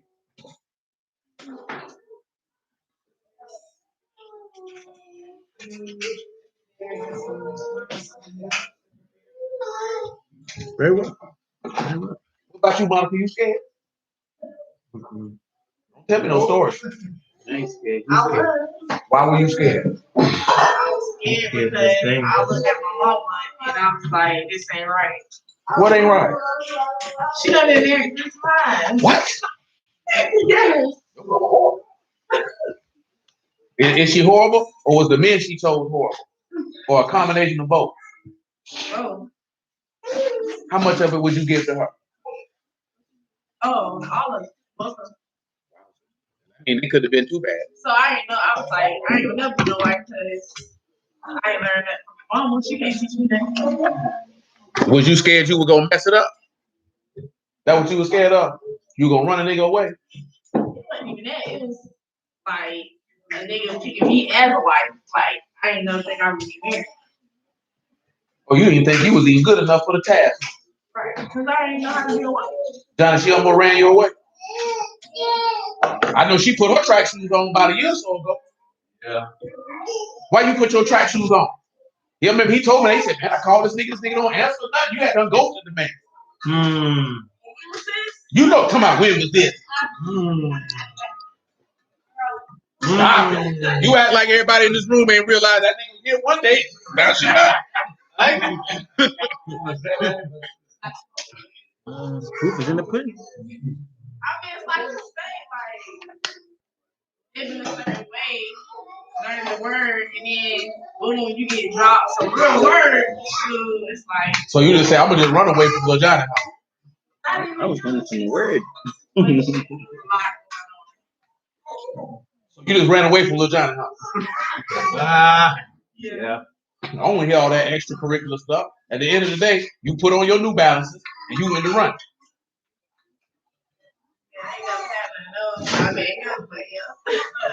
Mm-hmm. What made you take your New Balances off and put your heels on and get your best outfit on and say, take me back?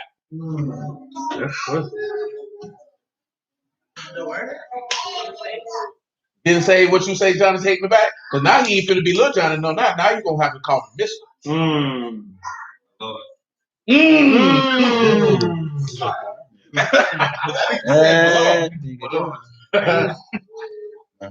Talking about. She looked down. I ain't call that nigga my lord. That's all. You looking crazy. You want to say my lord? No. That's what he wants. Because that's how you see it. That's how you see him, I should say. You see him as your Lord, your overseer and ruler. We're gonna check back in 6 months. That nigga said 60 days, you gonna be solid. That nigga said you better not be solid tomorrow night. He said you better be soft and malleable.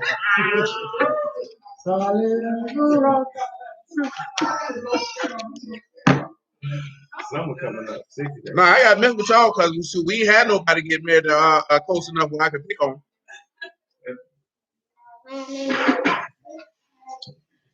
Now, y'all ain't doing nothing wrong.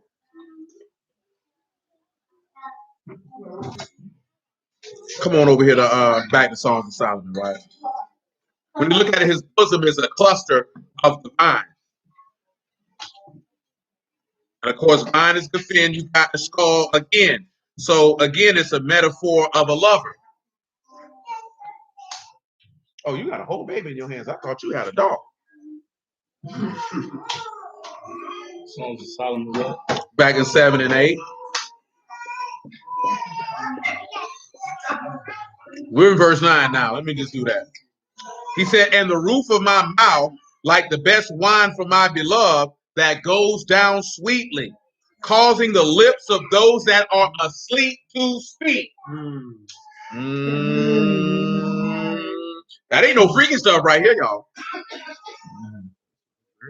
When you look at sweetly here, it's mashar. Y'all should know what mashar means. You know what mashar means? It means to be upright, to be straight. Even this. So he says these that go down uprightly. So he said the roof of your mouth with his check. You like check sodas, don't you? You don't know what you go to Winn-Dixie all the time, don't you? You a Harvest nigga. Oh, check sodas. Yeah. Oh, no, check sodas. Drinking. It was good. It was 50 cents. You ain't stopped drinking, nigga. I stopped drinking. Nigga, you still drink Miller High Life, nigga. You had one yesterday. Yeah, you did. When the last time you had a Miller High Life? When was that? Thursday. A couple weeks ago. Stop telling tales. No, I don't drink like that. You said drink like that, like that's hard beer, nigga. That's basic beer. That's old nigga beer. So Colt 45 is old nigga beer. No, Colt 45. Basic beer. That's basic beer down here. Let me tell you all the basic beers so you can know. The Miller High Champagne. Just say that on the bottom. Yeah. It tastes good. I don't know. Miller High Life. Just so you know, Miller High Life, Magnum, Split Smoke Liquor the Bull, Colt 45, Old English, basic beer. All that's basic beer. Basic. Nigga see you with a Magnum Colt 45, nigga already know. Well, that nigga, I'm asking somebody to say, well, in my time, I don't know if they do that now. I can spot a smoke. I don't know. I can spot a smoke. I walk right up onto him. Get the number, call me sometime. But I know you smoke though. Back then they had payphones, so if we seen you at the payphone, I know you smoke. You know what I'm talking about? See, you couldn't spot no smoke. Your lies you tell, cause shoot, you can spot it. What you mean? I emerged from the smoke. Nigga, you been spotted. You said I emerged from the crack smoke. No, I literally emerged out of the crack smoke. Okay, let's move on. I ain't lying. He's saying his parents was on drugs. That's what he's trying to say. The word is cock. Don't get nasty over that, boy. You hear that there, you ready to go to the back, ain't you? Nah. But it means mouth, palate, taste, gums, the inside of the mouth. So when you see that, and I'm sorry, I didn't give you the characters. It's cot and cob. So a subduing or a humbling is what separates. He says, so the roof of the mouth is like the best wine for my beloved. So boom, we know that he said, take, drink. This is my blood. So he's letting you know that that covenant is the best wine for those whom he loves. he said that Elohim so loved the world, he gave his only begotten son, that the people perish not. Ain't that what he said?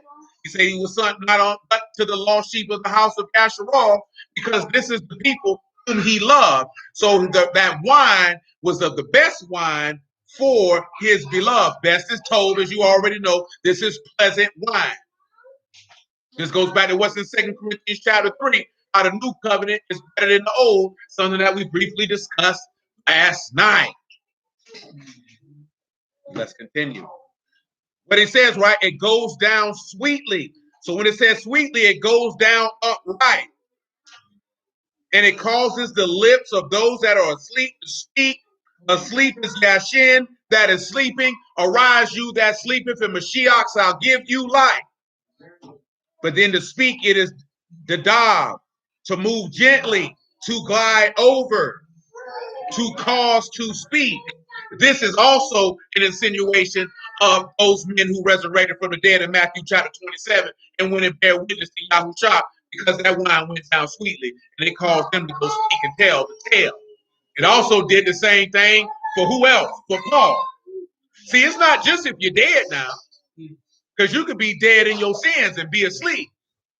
Then you take a good glass of that wine and now you're feeling fine. Now you want to go say, because I believe, therefore I have what? Spoken. You have to establish that though. Like in Revelation, they talk about 144 following him, 144 following him out of the grave. Well, it said they were redeemed out of the earth. So it doesn't specifically say they came out of the grave, because some could be alive and some could be dead. He doesn't really give a direct distinction. So it could be somebody who's a part of 144 walking the earth right now. Or they'll be redeemed in the second resurrection. No, they're going to be redeemed first quarter. 144 get redeemed first quarter. I know one of these people living after first resurrection. So that means after that. Oh, there be people but shoot. They just going to be toiling in the kingdom. Yeah, just toiling. Waiting for judgment. Now, that's the second resurrection. That's if you're still breathing. If you're dead, you stay in the grave. You ain't coming out. Yeah, if you ain't part of that first resurrection, you stay in the grave, and it is 1,000% chance you're going to hell. Yeah, I'm just saying you were born after. Nobody says born after that. I would hope you wouldn't not be saved. I would hope. But who knows? I'm asking. No, I would hope, but who knows? Because it tells you about the kids being born, and then you know him that's 99 years old as a sinner gonna die. You familiar with that? No. Oh, you ain't familiar? Isaiah 65. Boy, what did them niggas teach you? Not too much of nothing there. They just went through all the nigga scripts. Huh? Yeah. When I say nigga scripts, meaning the scripts that everybody know. Yeah. The argue scripts. Yeah. The scripts to prove, let me prove my point script. I ain't to mess with you. I'm just 65 and 17. I got it. Highlight. For behold, I create a new heaven and a new earth, and the former shall not be remembered nor come into mind. Be you glad and rejoice forever in that which I create, for behold, quiet. Fix your clothes, Abigail. You're coming out the bathroom looking rough. Come here, Abby. Come here, Abby. You always think somebody finna get you. Ain't nobody finna get you. Abby be like, well, that nigga hit me. I ain't going. For the most part, because 99.9% of the time, it's always a chance. But boy, you come up on that says a resurrection, shoot. Clearly you ain't dying Mashiach. Because it said the dead of Mashiach gonna rise first. And if you don't rise on that one, I'm thinking safe to say your name ain't in the book of life. So you born after that. You default. Yes. I be born. Man, Abby. That's all. Yeah, Abby thinks she gonna be get popped. That's how she looking like how she go to my mom. She think I think gonna hit me. I'm not gonna hit you. Abby hard-headed though. He said, I will rejoice in Jerusalem and join my people. The voice of weeping shall no more be heard in her, nor the voice of crying. There shall be no more thence an infant of days, not an old man that have not filled his days. For the child shall die 100 years old, but the sinner being 100 years old shall be accursed. Well, Yeah, you're going to hell. hey, no distinction. This is gonna be. Yeah, and for your sake, baby, don't do it. Do what you got to do. You see, this is the key thing when your corpus mindset is concerned. Instead of what's going to happen to the people on the second resurrection, just don't be a part of it. You know what I'm saying? And you won't have to worry about it. But when them books get open, you got to remember, anybody on the first resurrection, boy, they spot is sealed. He said the second death ain't got no power. Mm-hmm. Praise the Lord.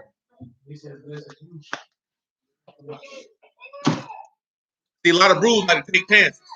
I ain't saying y'all do, I'm just talking about in general. A lot of brews like to take chances. Oh, he'll straighten it out in the wilderness. No. He'll do this, he'll do that there. That man ain't doing it. I don't know what type of man y'all take this man for. That's your weak behind daddy did that sucker jump you talking about. But that man ain't on that. Well, if you ever dealt with a real man, that man don't come through and explain to you that you ain't did what you were supposed to do. It's consequences and repercussions on sight.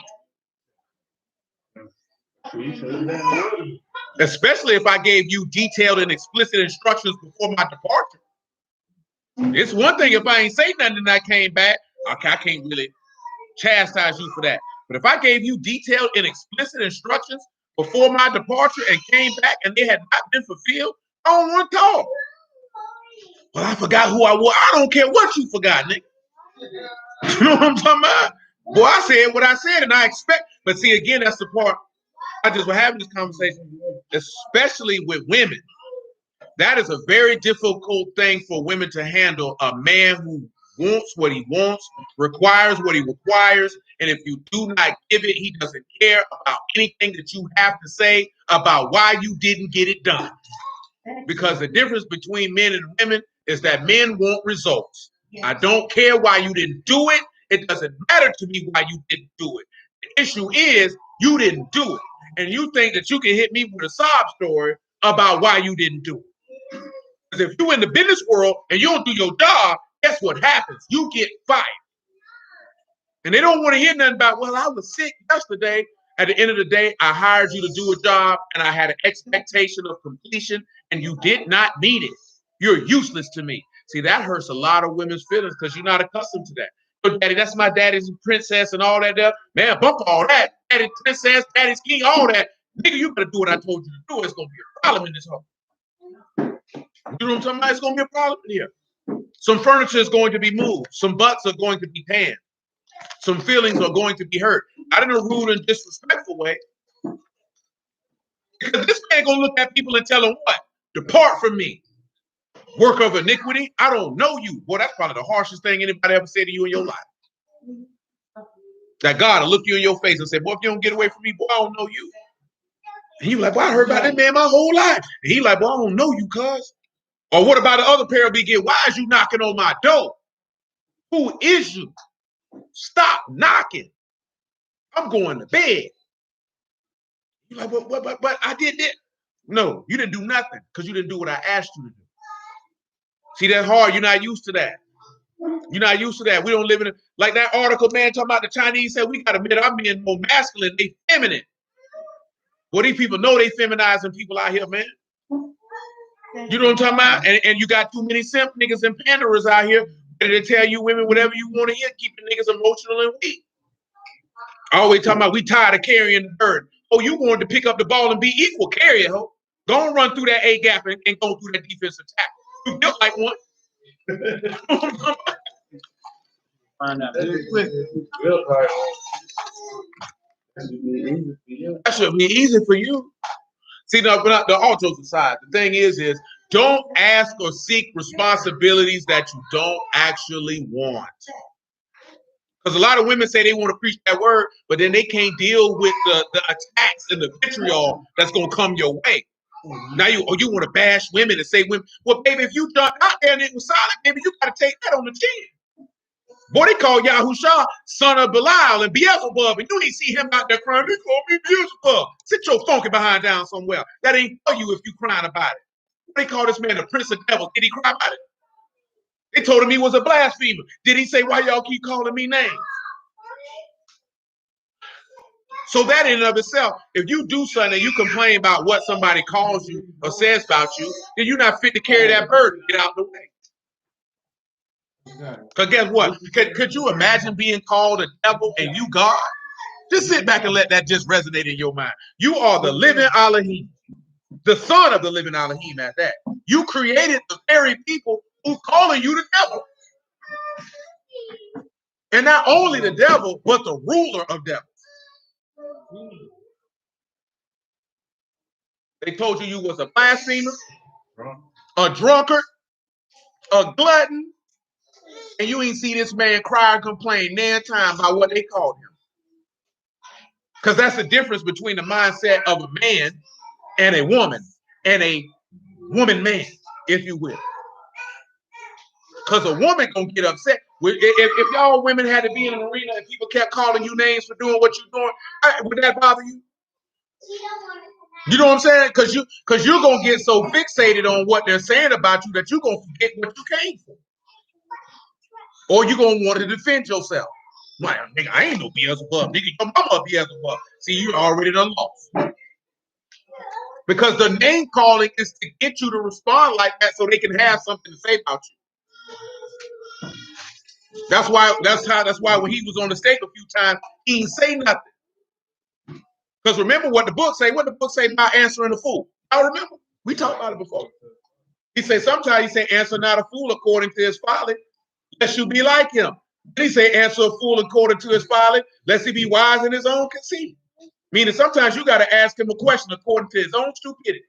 Women don't have that type of skill. You're not made for that. Because y'all emotional creatures. If somebody attacks you, you're not going to be able to handle that.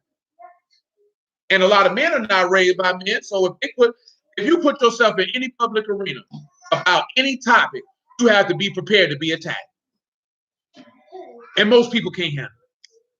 Because you want people to like you, you want people to accept you, and you can't deal if somebody calls you something unflattering or and it's be untenable for you to be able to endure. Man, you can't care. You can't care. Oh yeah, I know legit say he probably on the way. He probably stay around there. No, not yet. No, I seen the car riding, but that car riding by reminded me. Oh, you being nasty and grown. Yes, you little Shirley. Nasty little girl. Nasty. That's no difference with Valentine's Day coming up, and you'll have all these women saying, "Oh, if you fooling with a man, he don't get you nothing for Valentine's Day. Get rid of him." And guess what? Ho, you ain't worth nothing. You ain't worth nothing anyway. Then they'll get mad at you if you don't want to celebrate Valentine's Day. How you don't want to celebrate? Because it's Lupercalia. That's why, ho. Use your research. You know about Lupercalia, don't you, Michael? What you heard about it?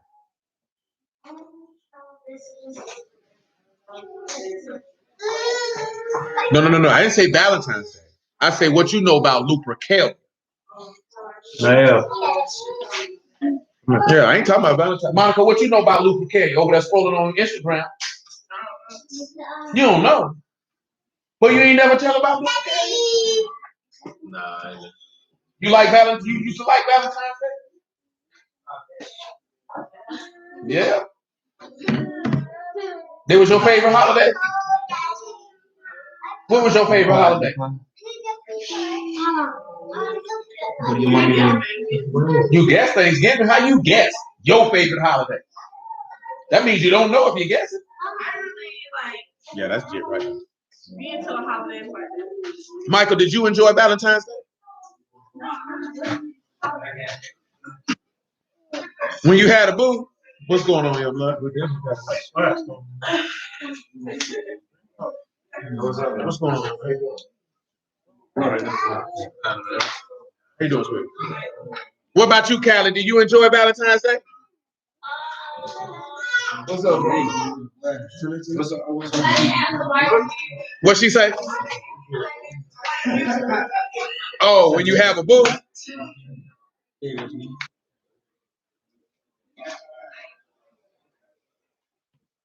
No, I'm asking that for a reason.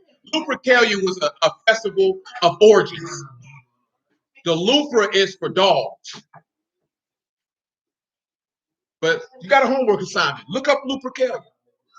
Because that's where Valentine's Day originates from. The Festival of Lupercalia.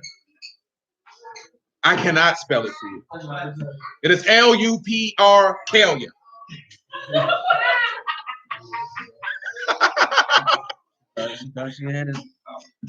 Y'all familiar with Lupercalia? Lupercalia is the origins of Valentine's Day. Well, since I done said it, let's just go. Got it, yeah, got enough. They got people looking at me like them. There we go. I appreciate you, Brother Francis. That's my man. He on point. I ain't had to do it. Lupercalia was a pre-Roman pastoral annual festival celebrated in the city of Rome from the 13th to the 15th of February to avert evil spirits in the purified city, releasing health and fertility, meaning let's have orgies. Let's have orgies. You know what I'm saying? Anytime the ancient people wanted to get something clean, they felt like releasing semen was the thing to do. Don't ask me why, but that's what they like to do.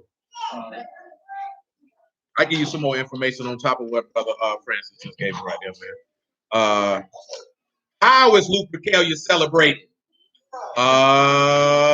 Feast of pagan Valentine's Day, drink wine, make love, fertility rituals, and wear red and white. Sounds like Bacchus to me.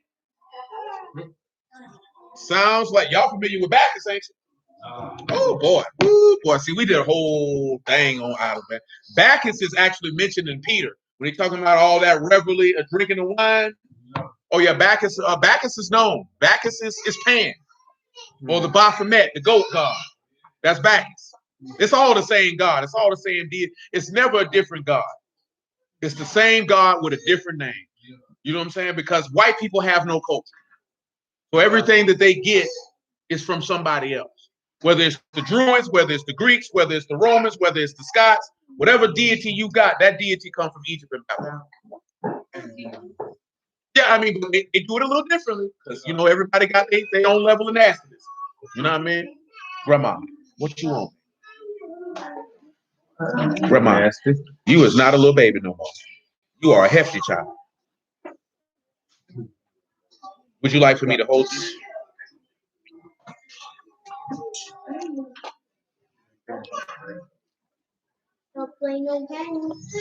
Now see, now this is what happened. Now all of you want to come. And I can't hold all of you. What do you want, Muffin? Huh? Grandma, what I need you to do is go sit down, okay? Can you do that? You can't do that. Why not? You want to sit with your Abba? You want to stay over here?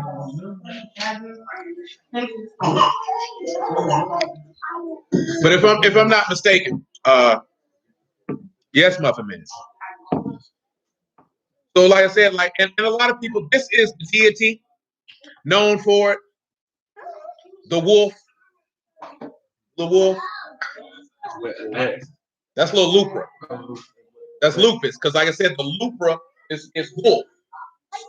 For the dog, that's why it's called Lupercalia.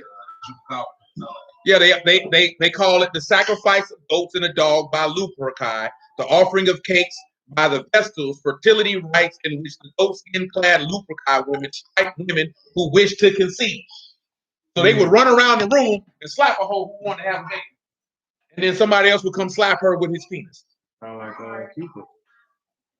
Indeed, it's also known as the Festival of Purifications or Purgings. It gave its name to the Juna Februaris, or basically the patron deity called Februaris, of which the name February comes from.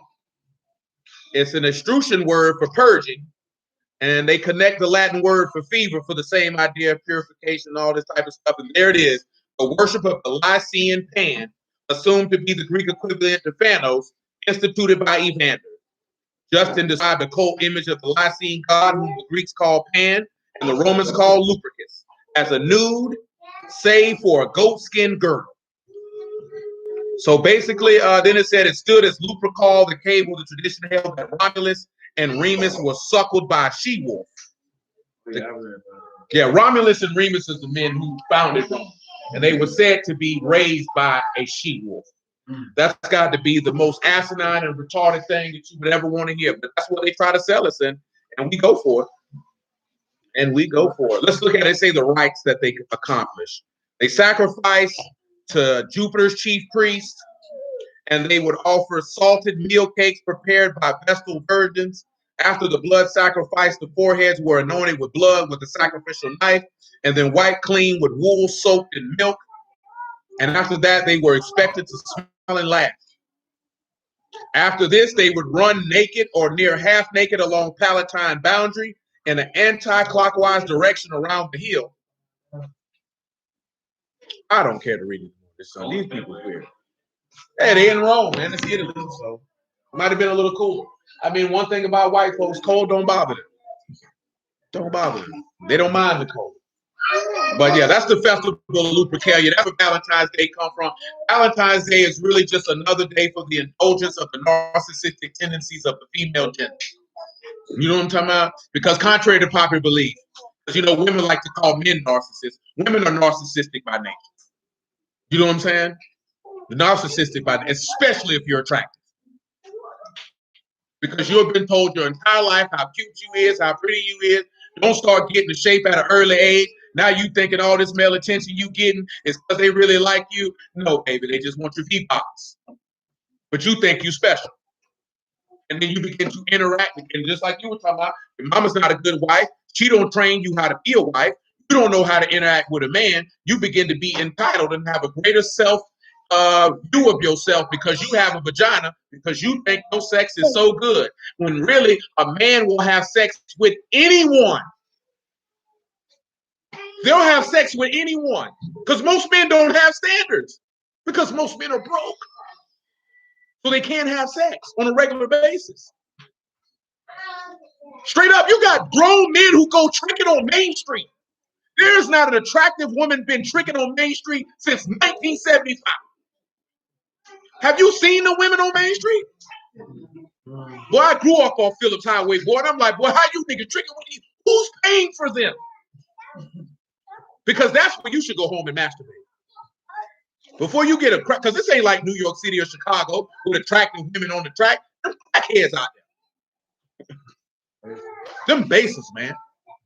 And people paying for them. You see what I'm telling you? People paying for them. Faithfully. Well, that shame section in the victim advocates pay for. Well, it's men out there now. Well, back in the day, man, boy, we used to pull up over there on Davis because my man used to hustle over there. So the corner store, that shell over there, people like, bro, these niggas out here drinking with these men, with men out there. And they getting money. So that means other men picking them up. This was 2001. Not 2021. This 2001. Nigga, I'm 20 years old. Like these niggas out here drinking with men. That's why I told you. Boy, these niggas ain't just pop up one day and now he on his knee proposing to a pump. That boy been a pump. Boy, you just don't wake up one day and say, you know what, I like men. No, that's not how that works. Boy, I been up that road, boy. Boy, ain't no nigga wake up one day and say, boy, I got some time. I guess I want a man. Absolutely not. Boy, I seen a life sentence ain't touched no man. I seen a dude had 2 years. Boy, he tasting all the pumps. And boy, you was a pump before you got here. Boy, I don't care how much time you get. Boy, you just don't say, you know what? I can just get into rubbing a man's back. That's not how that works. Straight up. That's not how that works, my G. Boy, you been a sissy. Nah, bro, I'm not going for that, man. Because you had those feelings, but you never had the opportunity to act on them.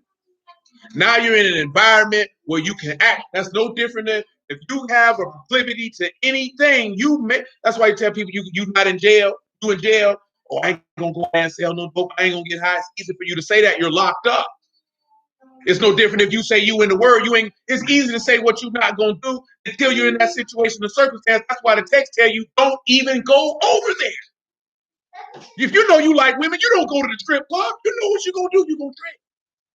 So don't go to the strip club. You're tempting yourself. That's stupid.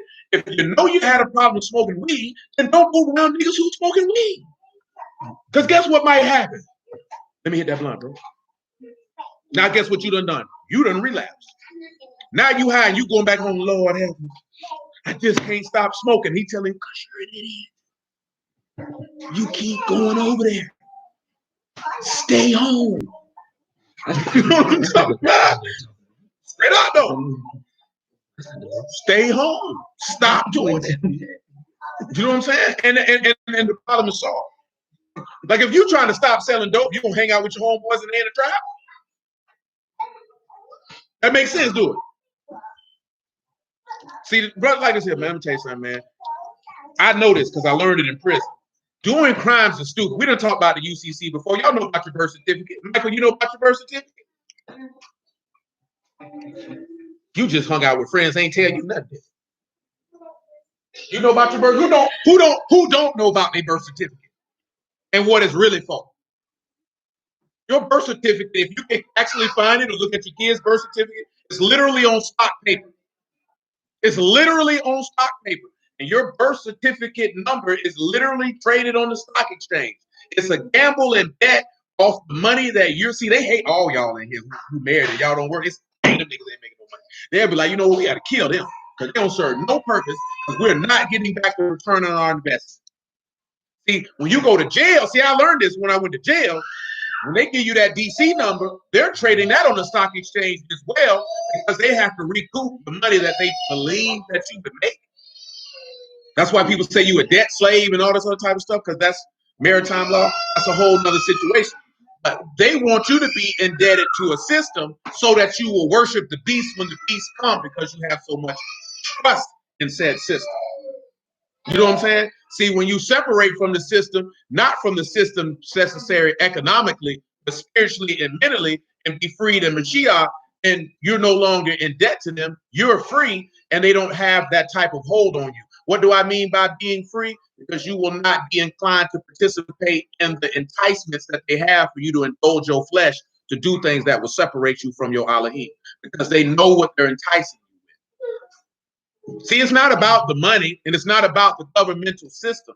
It's an enticing to get you to go against your husband, because that's what they've done. See, like I told you the other day, see, black women are the most gullible women on the earth because they convinced you that black men were oppressing you. When they came with the feminist movement, when black men have never been in a position to oppress you. What system, you know, oppression is to do violence. So what violence have men really been doing? Because a lot of women say men beat them, but then when you talk to them, it be mutual combatants. Don't get me wrong, there's some weirdo niggas that will walk in the house and slap a woman up on general principle.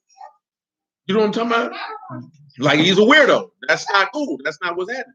But a lot of stuff, it don't be how it's presented.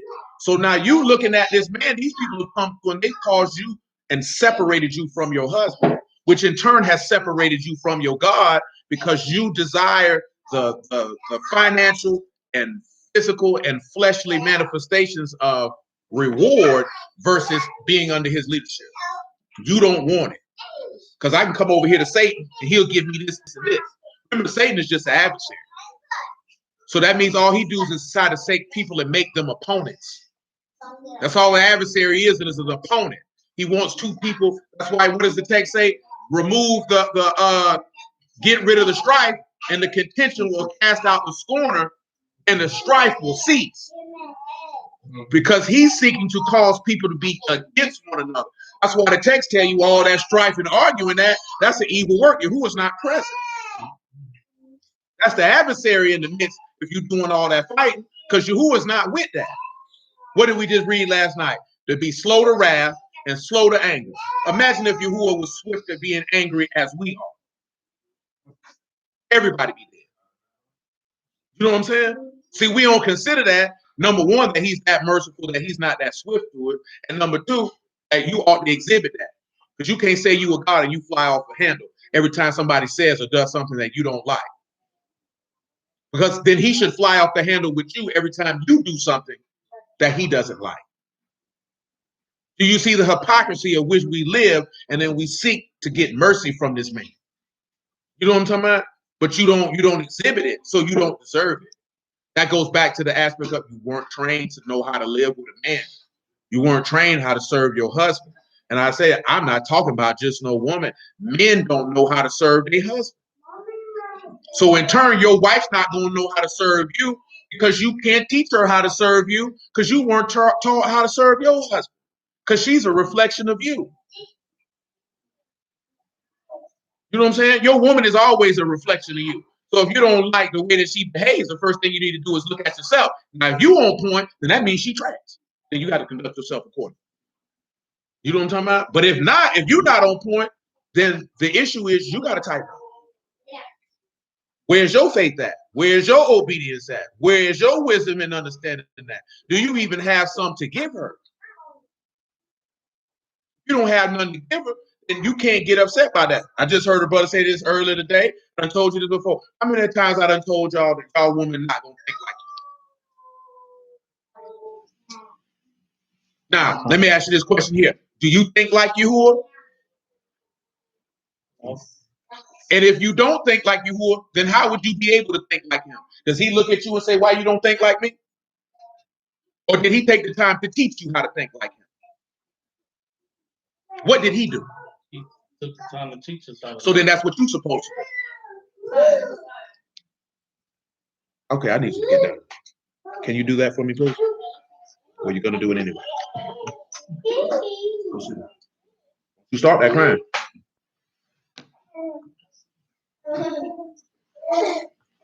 Grandma, you're not a little baby no more. Come on back over here to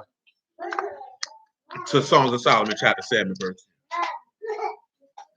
And all this is dealing with that vine budding. Because if you want to bear fruit, then you would need to put the work in when you plant that seed so that that fruit can come in its particular season. See, one of also the biggest things that this society has, it has made us impatient. Because you want what you want when you want it. And if it don't come in the time period that you feel like it should come, now you're ready to move on. You know what I'm saying? I was talking to East about this on my way over here, and this is a true story. We done talked about this before. Men don't leave. And Yahuwah is proof positive of the fact that men don't leave marriages and relationships at all. Not to say never at period or whatever the case may be, but men don't leave. Because who departed first? Yahuwah or Yeshua? Yeshua. And even still after she departed, did Yahuwah leave? No. He stayed right there and said, I'm going to still be married to this woman. And of course, little Stanley know what I'm finna say, but he devised the means so what could happen, Stanley? So he could get his wife back. You know what I'm talking about? Because women will leave the minute they're not getting what they want. They will leave.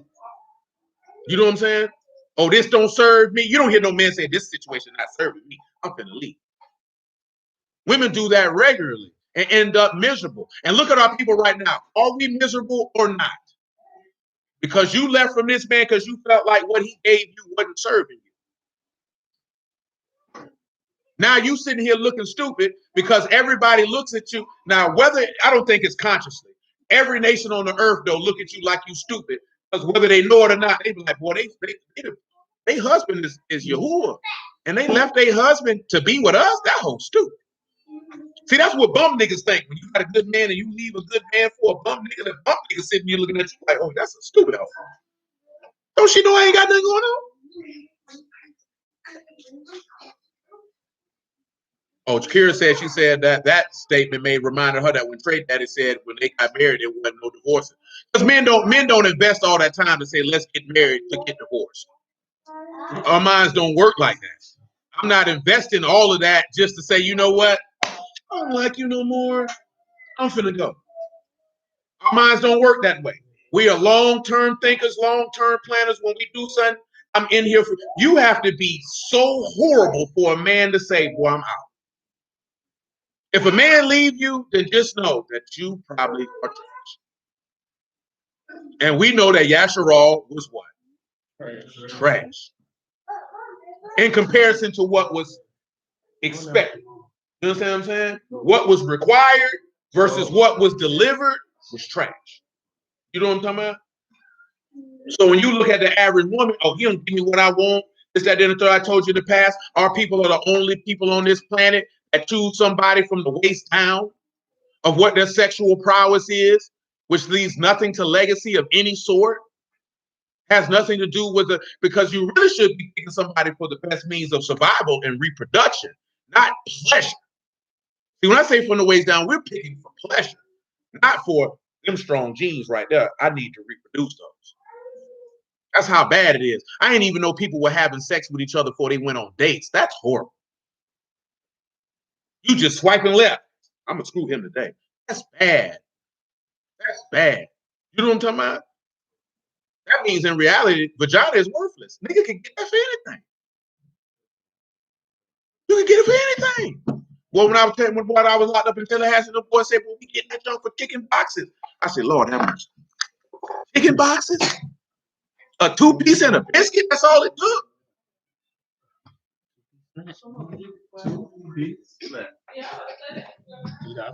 Did for what? Well, shoot, I can't say that. I know Holden did it for a couple pulls on the blunt. That's a bad. That's a bad. First hit. That's bad. That's bad. That's why I be telling y'all this type of stuff, boy. Y'all see all these churn in here? Y'all see all these churn in here? Boy, it's real on the other side of that door. You know what I'm talking about? You gotta have them right and ready. Boy, it's real on the other side of that door. You know what I'm talking about? It's real on that world's something serious. And if you ain't putting nothing in them before they get on out there, well, that world gonna devour. It's gonna devour, swallow them whole. And they gonna be looking around what's happening. Then you talking about now you got to be the shame nigga talking about you was a servant of Yahuwah and your daughter pregnant and she ain't married. Talking about you been serving Yahuwah for 20 years, but your daughter be getting her back bust up. And now you like, you know how many brews I be seeing be celebrating their kids being pregnant, these niggas ain't married? Man, you got to be crazy. I'm gonna kick that whole dead in her chin and she getting out my house. Boy, my son come in here talking about he got a woman pregnant. Well, shoot, son, when you moving out? Would you? Because you not staying here. I've been told y'all about that, boy. Well, ain't no hunching going down in my house, but me and your mama. Well, let me come here and find it. Like, you know how some that's my boy. I'm a boy, y'all right? You can get out my house. We don't play them type of games. Now you done dishonor my whole house. Mm-mm. No. See, we don't do that no more. You like to say they young, they gonna do it. Get out my house. That go for both of them. It ain't just for the girl, the boy getting out too.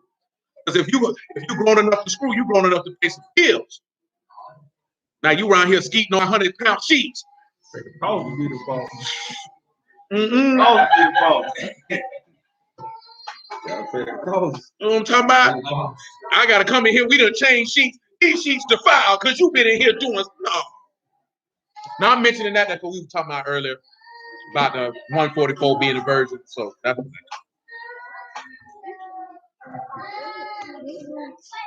let me get this verse 10 though. He said, I am my beloved, and his desire is towards me. Desire. Listen to this, right? Boy, if you kick my hat one more time, boy, it's gonna be me and you.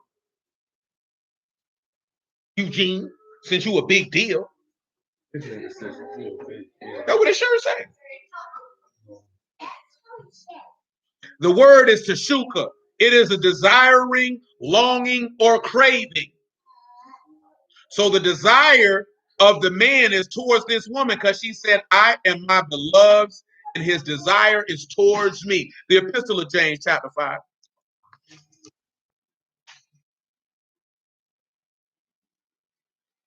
You have to remember that. It was the desire towards that woman which made him get crucified to begin with. Remember what it takes. Well, don't nobody. Hey, we didn't talk about this before. A woman is not going to sacrifice herself for her husband, but her husband is going to sacrifice himself. Well, at least not in the video I watched earlier. Did Dale send you that video? Oh, it was disturbing. There was 3 white folks in Pennsylvania arguing about shoveling snow. That made it cuss that white man out. That white man went in the house, up this fire. They still cussing this white man out, and he called me, pop, pop, pop. They on the ground. He walked up to him, pop, pop. That wasn't enough. Went back in the house, got a rifle, and said, you should have shut up, Hope, and shot her dead in the head. Then went back and killed the husband, and then killed himself when the police came. She told him when he came out with the gun, shoot me. And he gave her what she asked for. But the worst part was when he came back with the rifle and hit her with the rifle and said, you should have shut up, Hope. I said, what? Golly. Shut up. And she got it. She needed some shut up, this, and obedience. They'll say he didn't even try to protect his wife. Say, shoot, that's what that nigga thought that first year. That nigga say, shoot, you on your own. Yeah, I watched the whole thing. She just told me somebody getting killed here. I said, it probably ain't that bad. Shit. Gun him down. I seen another video. Dude walked up to some chick in the car and punched her in the head in the gas station. And he walked up on her again and she pop, pop, pop, pop, pop, and dropped him and left him. And he's screaming, oh! I tell you, leave people alone. Leave people alone. Leave people alone, bro. That's all jokes aside, man. That's why I told y'all this before. A sinner has nothing to restrain his behavior. He can do whatever he want to do. See, y'all can't do whatever you want. Not if you say you believe in Yahuwah, leave people alone. You know what I'm talking about? If they ain't fool, if somebody antagonizing you, remove yourself from the situation. Remember what the text tell you. If possible, be at peace with everybody. Try to remove yourself or diffuse the situation. That's what godly people do. That's why they say, blessed are the peacemakers. Now, if you face with a situation and it's you or him, and you got your fire, well, hey, that's what you bought it for. You know what I'm saying? If self-defense, you and him got to protect your wife, protect your seeds, protect yourself. I mean, you ain't buying for sure, I hope. You know what I'm talking about? And yeah, hey, man, and you ain't got no business pulling that pistol out if you ain't gonna shoot nobody. You ain't gonna shoot him, go ahead, keep it where it's at. I'm home when you like, well, you don't never show nobody your pistol when we were hustling. I say, show it to him for what? You see it, you die. Because I ain't finna up and like this. I got a gun. No, nigga, I felt threatened. I'm finna shoot you right now, today. And I'm gonna leave you where I found you at. And I'm gonna wait for the police to get here. Yeah, I killed that nigga. Now do what you got to do. I ain't running for nothing. Because you shouldn't have came messing with me. I don't bother nobody. Leave me alone. But see, I'm telling y'all that. Stop messing with me. Straight up and down. You know what I'm talking about, man? Leave people alone out here, man. These people crazy out here, especially these kids. Anybody 24 and under, leave them young niggas alone.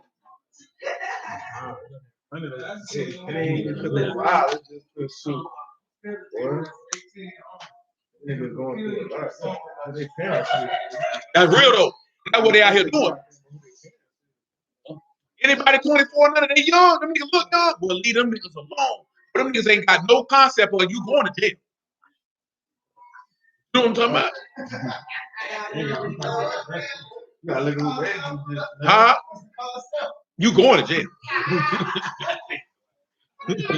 You going to jail. You know what I'm talking about?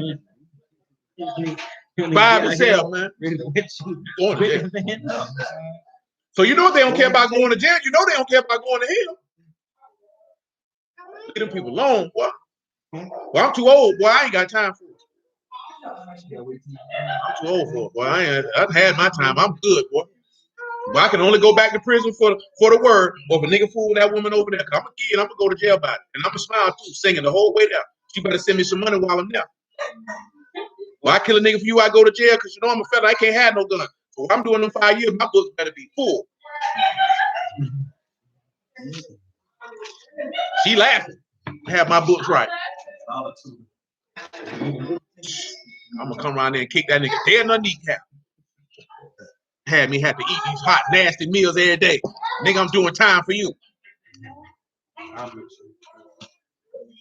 She gonna do it. That's extra.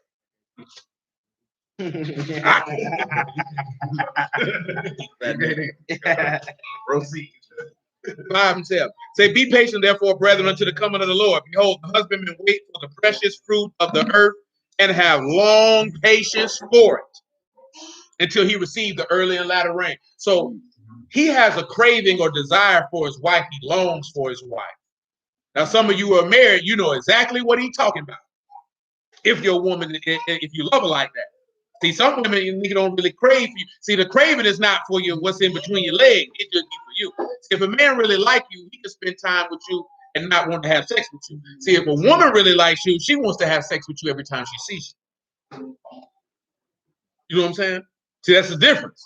They like you like this here. He's like, I like spending time with this nigga. When he gonna make a move? You need to come on over here. You know what I'm talking about? Now, I done told you that before. That's how you know if the old lady like you or not. That's how you know Yahusha like you. That's how you know Yahusha like you. Because he craved for you. He longed for you. He wants to be one with you. Like he ain't coming at you like, oh, I don't want you. I don't want to be one with you. He literally prayed for what? I and them, you and me. He craves to be one with you. So that's a desire or a longing. He longs to be with you. Remember what he told you in Luke 18 about, you know what I'm saying, that men are always to pray and not to faint? And he's saying, though he bear long with them, he will avenge them speedily. So even though it seems like he's just not coming around that corner, he longs to be with you just as much as you long to be with him. But you have to have the patience to wait for all things to be completed. And all things have to be completed because the world has to learn the same lesson that Pharaoh learned. What was the lesson that Pharaoh learned? Huh? That who is Elohim and he reigns. And this world has to learn that lesson. Like the lesson ain't, oh, he went and got the Israelites and gathered them up. That's such a light matter to Yahuwah. That's nothing. The lesson is he is the reigner, the creator, the founder, and the power throughout the whole earth. And the world has to know that. You know what I'm saying? Because they don't seem to know that right now. They don't seem to know that right now. You know what I'm saying? Like this world is backwards. I'm talking about it's butthole backwards. And people are cool with it. Come back to Songs of Solomon chapter 7. Let's look at verse 12. Because this is hold on, verse 11, I'm sorry.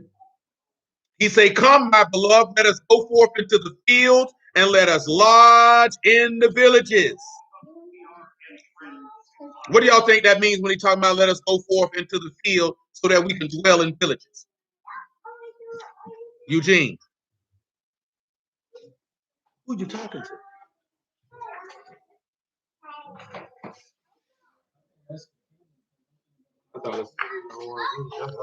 That is the kingdom. Let's take a look. Ezekiel 38.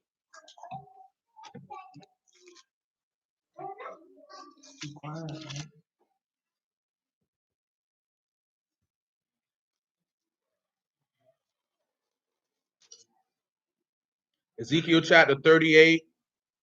We can pick it up at verse 6. Gomor and all his bands, the house of Torgamah and the north quarters and all his bands and many people with you. Be you prepared. Prepare yourself, you and all your company that assemble under you, and be you a guard unto them.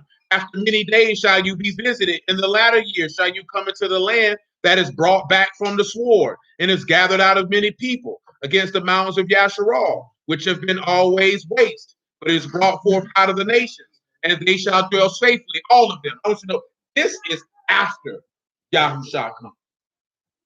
See, a lot of people think this is before. This is after. See, because they know the timeline.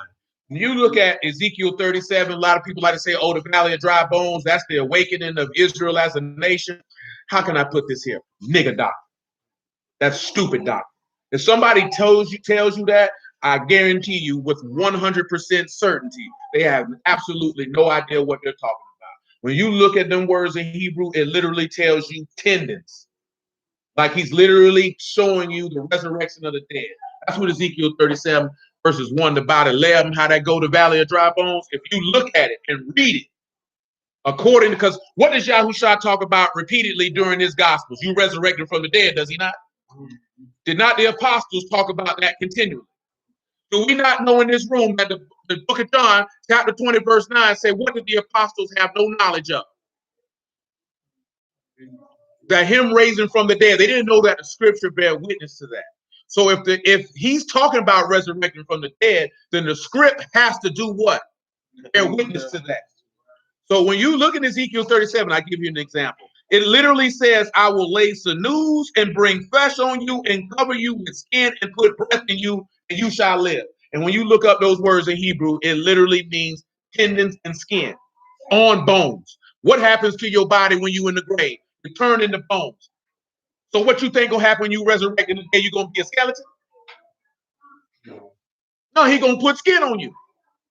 You know what I'm talking about? And what breath is he putting in you?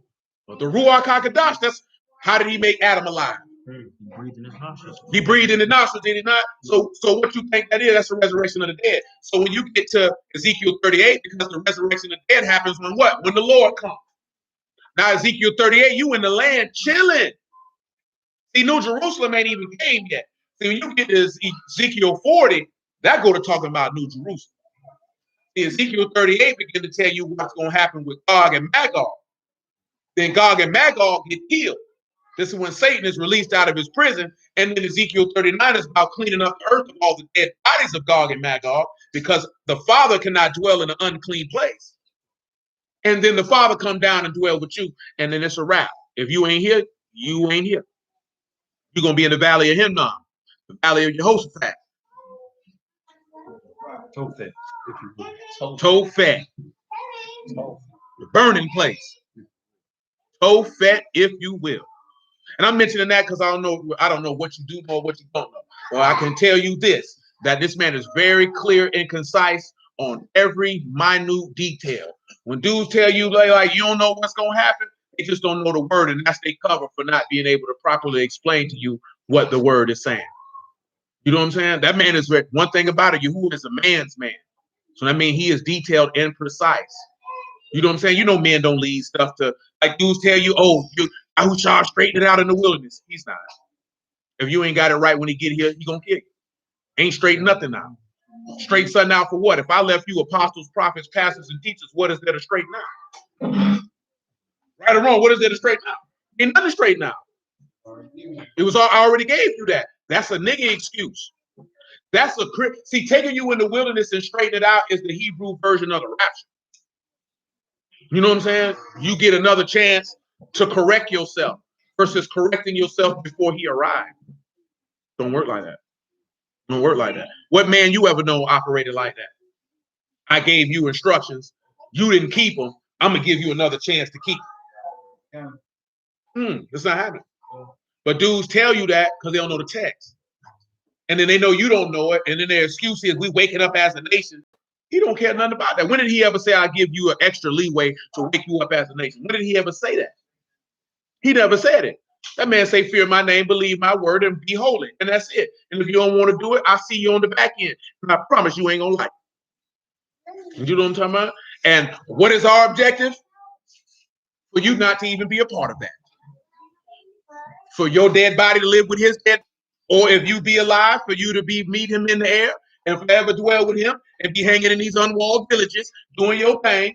You know what I'm talking about? Getting ready for that marriage supper of the Lamb, so you can get you some nice fish or bread or whatever's going to be served and some nice wine so that you can see the Father and that you do not die, that you can look your God in his face and that nothing would happen to you. That is the objective. If we do not reach that objective, we have failed. You can fail at anything in life, but we cannot fail at this right here. This here is a no-fail zone. We cannot fail because that will cost us our eternal soul, and it just ain't worth it. You know what I'm saying? It just ain't worth it. Ain't nothing out here in this world, and ain't nothing your flesh can desire that is worth saying that I do not want to dwell with the everlasting Father and be in his presence. You know what I'm saying? We done talked about that before. We can't even imagine what it would be like to look the Father in his face, much less see the Son. Much less understand what it looks like to walk in a city that has streets made out of pure gold that look like transparent glass. The fact that you could be able to be in the same vicinity as Moses, as Abraham, as Isaac, as Jacob, as Job, and every righteous man that ever transversed this earth. And that all of you would be on equal footing in the face of Elohim and the Lamb, rejoicing and serving him because of his goodness and mercy. And you mean to tell me a piece of booty, a blunt, a lie, an idol is worth throwing all that away? Absolutely not. It ain't worth it. It ain't worth it. So, no, we're not on that. It's just not worth it. But Ezekiel 38, man, I'm in verse 9. He said, you shall ascend and come like a storm. You shall be like a cloud to cover the land, you and all your bands and many people with you. And just so y'all know, if you go read Revelation 20 about verse 7, Ezekiel 38 is just the entire detail of what Revelation 20 and 7 talking about. By Satan being loosed out of his prison to deceive the nations, Gog and Magog. They come against the beloved city, and fire come down from heaven and kill them. Ezekiel just give you the details. Ezekiel just give you the details. He said, thus saith Yahuwah, shall come to pass that at the same time shall things come into your mind, and shall you think an evil thought, and you shall say, I will go up to the land of unwalled villages. I will go to them that are at rest, that dwell safely, having all of them dwelling without walls, having neither bars or gates. And just like Saran put up there, he's going to make you lay down in what? Green pastures. Did he not tell you that he is the shepherd and that he will cause his sheep to do what? To lie down. So you'll be chilling. And what does this go back to? Who remembers what law this is going back to? If you coming into the land and you lying down, let me see where your memory at. Who remember what law this is?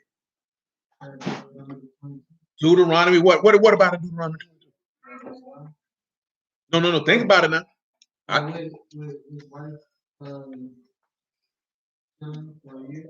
That's it. But you're 2 chapters over. Let's go to Deuteronomy 20.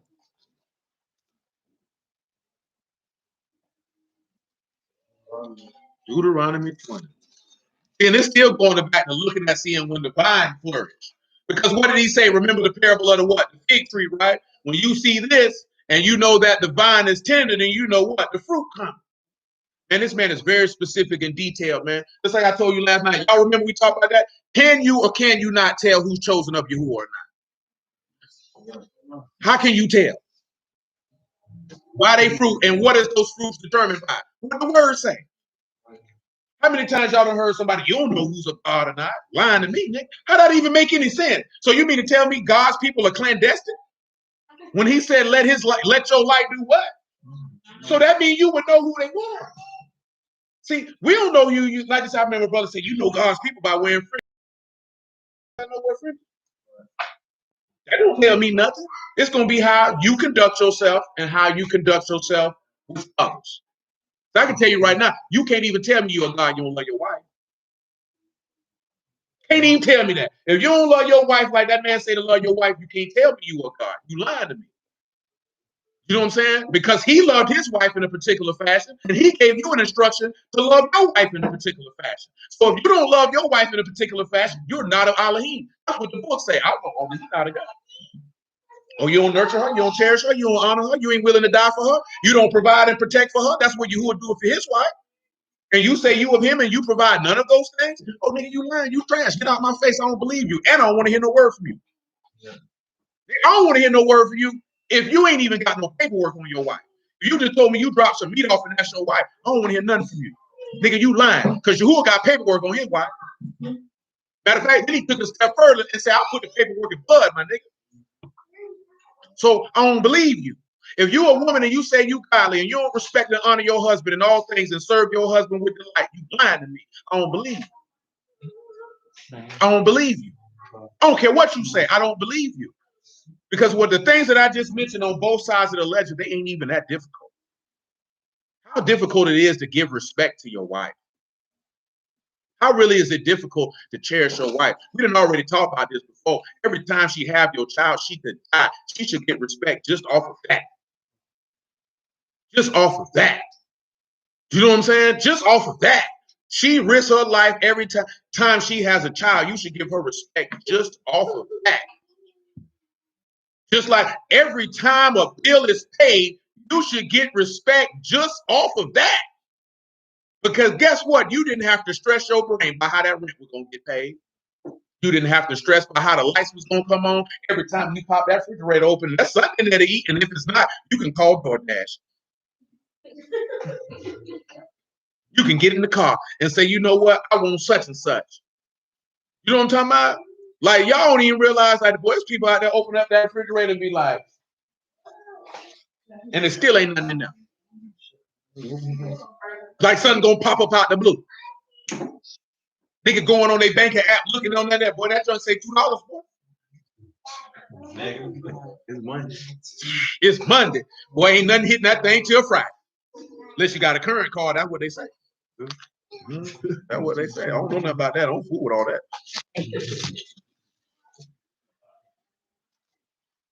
Well, they put all them videos enough. Come over here to Deuteronomy chapter 20, man.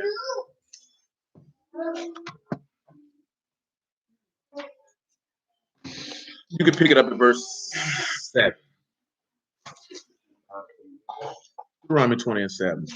It said, what man is there that have betrothed the wife and have not taken her? Let him go and return unto his house, lest he die in the battle and another man take her. And the officers shall speak further unto the people. They shall say, what man is there that is fearful and faint-hearted? Let him go home and return into his house. This is brother's heart faint as well as his heart. That's why it ain't good to keep company with men of low faith. So when you get faced with adversity, remember, if you faint in the day of the adversity, your strength is what? And what is strength? The joy and the trust in Yahuwah, because that's everlasting strength. So if a man don't joy and trust in Yahuwah, it'd be best for you not to keep company with him.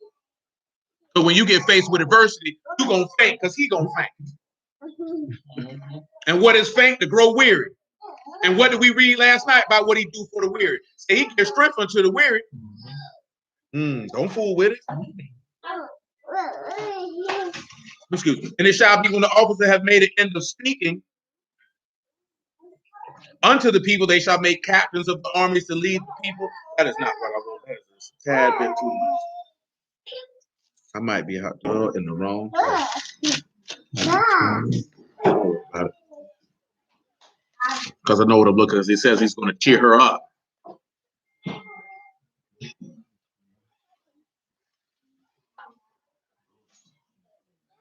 Deuteronomy 24 and 5.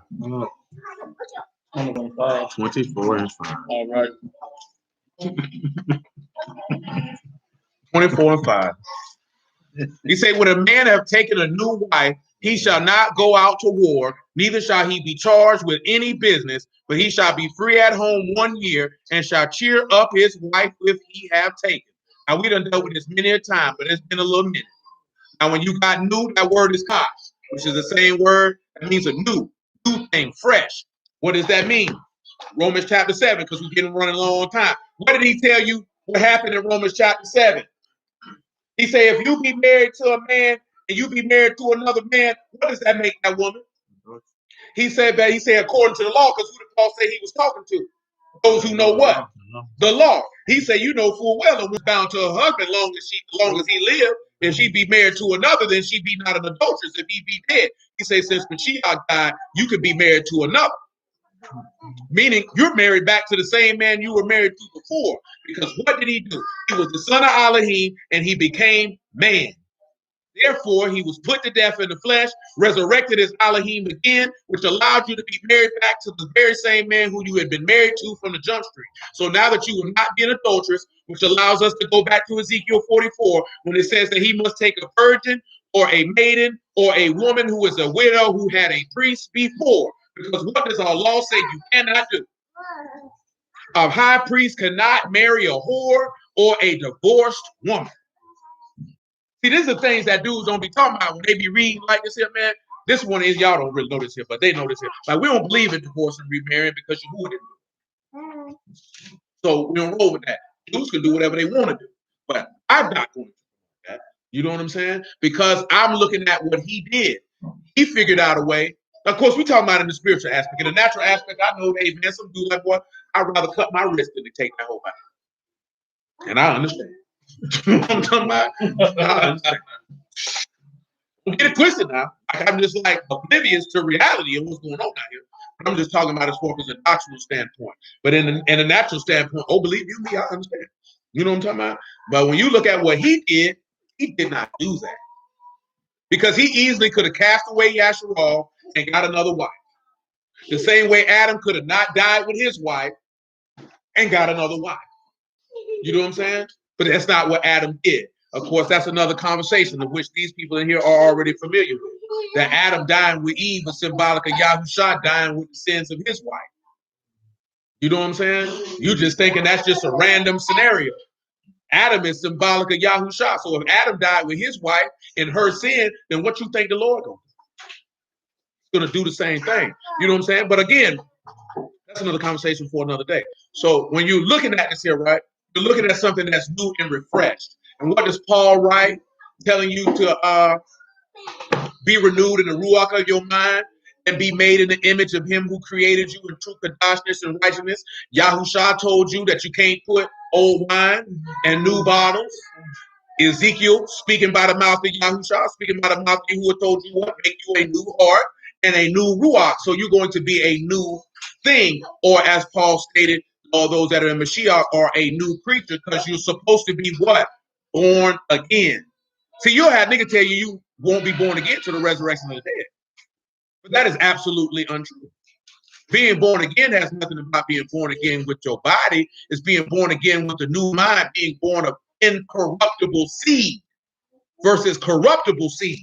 Being born of the word and not being born of your father. Because now you're going to be actually be born of your father, which is Elohim, and you can only be his son if you're born of his seed, and the seed is the word. And if you're not born of the word, then there's no way that you can claim sonship. You can't wait till you get resurrected and say, okay, I'm your son now. He's going to look at you like you Esau. You ain't got a blessing for me? No, I ain't got one for you, nigga. Get out my face. Because when you had an opportunity to get the blessing, you said you wanted a bowl of beans, a chili. Let's look.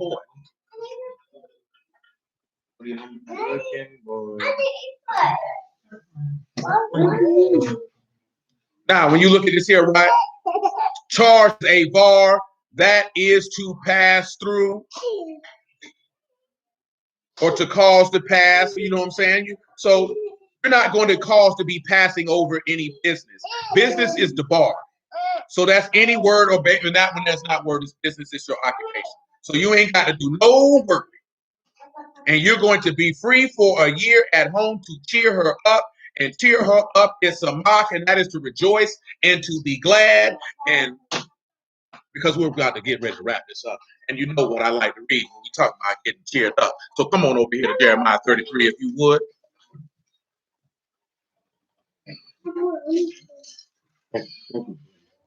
And again, every time we read Jeremiah 33, you know what I got to tell you. I want you to pick it up at verse 9. Jeremiah is getting a vision of people in Jerusalem saying these words. Yahuwah willing, that's you he heard speaking. And that's how you should view that. You shouldn't just read like, oh, that's nice. No, he got a vision of hearing someone say this. And you should have it in your mind, he heard me. Jeremiah 33 and 9. It shall come to pass, and it shall be to me a name of joy, a praise and honor for all the nations of the earth, which shall hear the good that I do unto them. They shall fear and tremble for all the goodness and for all the prosperity that I procure unto her. Remember, we were talking about I am my beloved, and his what? His desire is towards me. Thus saith Yahuwah, again, there shall be heard in this place which you say shall be desolate without man and without beast, even in the cities of Yahuwah, in the streets of Jerusalem, that are desolate, without man, without inhabitant, and without beast. Remember that, go back to that Luke 19. The voice of joy, the voice of gladness, the voice of the bridegroom. That means you hear the voice of Yahushua. The voice of the bride, that's you. The voice of them that shall say, hallelujah of hosts, for Yahuwah is good, for his mercy endure forever. And of them that shall bring the sacrifice of praise into the house of Yahuwah, for I will cause to return the captivity of the land as at the first, saith Yahuwah. Well, when he say as at the first, what first is he talking about? He's talking about when you came out of Egypt. He's talking about when you got free from bondage and captivity the first time. And he brought you into a land of rest. Yahushua, son of Nun, did it the first time. Now Yahushua, which his name going to be different, going to do it the second time. You know what I'm talking about? And that's all because you did one thing. You went to the garden of nuts to see if the vine had flourished and the pomegranates had budded. Because you were going down to look for the fruit, which is akin to them going to the grave. Because they remember they went to the grave to look for him, to see if that vine had flourished. And when they got there, clearly it had flourished because he was gone. See, there's the other thing that we discussed too about the virginity. You know, he left that night. See, virginity is a strong thing because it represents pureness. That's why you say the bride has to be a virgin, meaning don't look at it in this aspect outside the 144,000 of sex. You need to be pure. You need to be a virgin. That's a part of what being born again is about. See, you got these old foot dragging, slew foot hoes talking about she's a born again virgin. Maybe you came born again that monkey. That monkey been tampered. You know what I'm saying? That thing been tampered with. If the odometer was on there, you would probably try to dial it back and go to jail for tampering with it. You can't bounce that back. But what you can do is you can bounce back all the sin you done committed by not doing it. That is different. All the idol gods you have been worshiping, all the lying, the stealing, you know what I'm talking about? But see, we didn't focus on the certain stuff that we know that get most people caught up. Most people get caught up from their loins. Like we were talking to Trey about this here, right? Y'all know the story, and I ain't even finished Genesis 38. I got to do that so we got here. Y'all remember the story with Dinah? What happened with Dinah? Outside the capital of her father, Stephen had raped her. He didn't rape her. Yeah. He just knocked her down. She considered. See, you know what I'm saying? See, back then, if you found a woman and you laid with her, what was you gonna have to do? Yeah. When you look at the dude that married her, did he just want her for Dinah or did he want to marry her? He would have got that meat clip if he didn't want. He wanted her. His intentions with laying with her was pure. He was willing to do whatever. He was like, man, I just want to marry her. You know what I'm saying? He wanted to marry this woman. But what did Levi and Ruth say? Oh, you ain't gonna treat my sister like no harlot.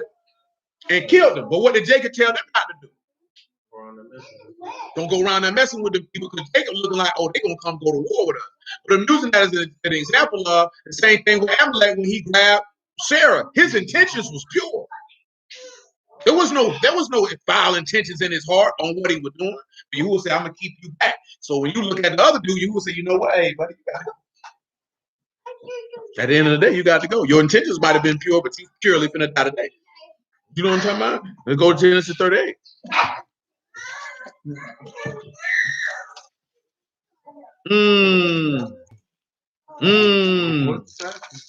I'll be forced to thrash you.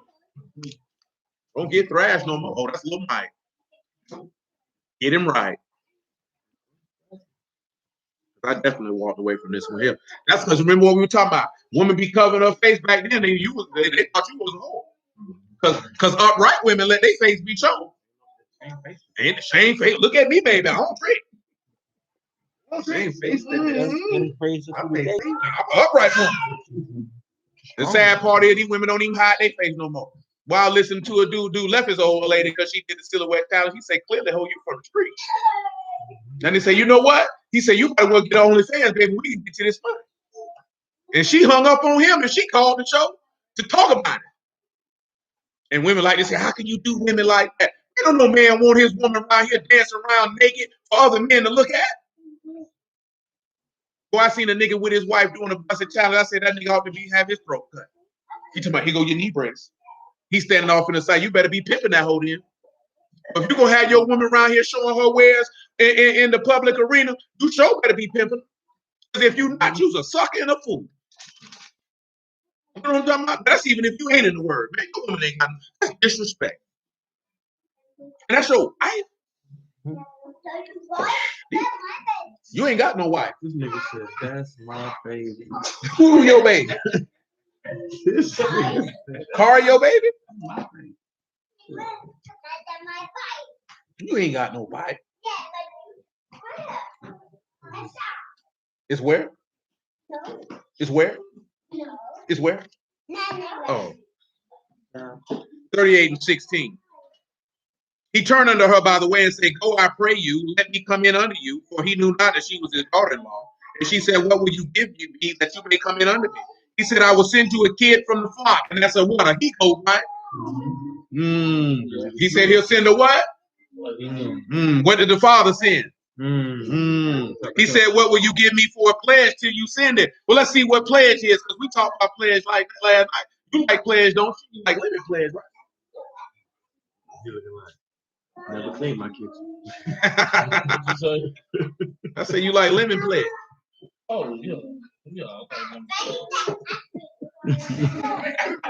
Well, you look like you don't even know what pledge is. Come on. Hey, the word here is eravon. It means a pledge or security or something given in exchange. He said, what pledge shall I give you? She said, your signet and your bracelets and the staff that is in your hand. and he gave it to her and came in unto her, and she conceived by him. So let's look at that, right? You know what a signet is? That's a kotam. That's a seal. So the signet is representative of what? A covenant. I'll accept it. Marriage document, all that. It's all the same because the ruach is evidence of a marriage. Mm-hmm. The next thing he gave her was his bracelets, a cord or a thread that is twisted, that is pathal. A thread or a wire. Remember what he tell you in Ecclesiastes? A 3-cord fold can't be what? So guess what? What's that 3-cord fold? The Father, the Son, and the people. Or the Ruach HaKadosh, however you want to look at it. So there you take that bracelet, and now you got the Ruach because you one in hand.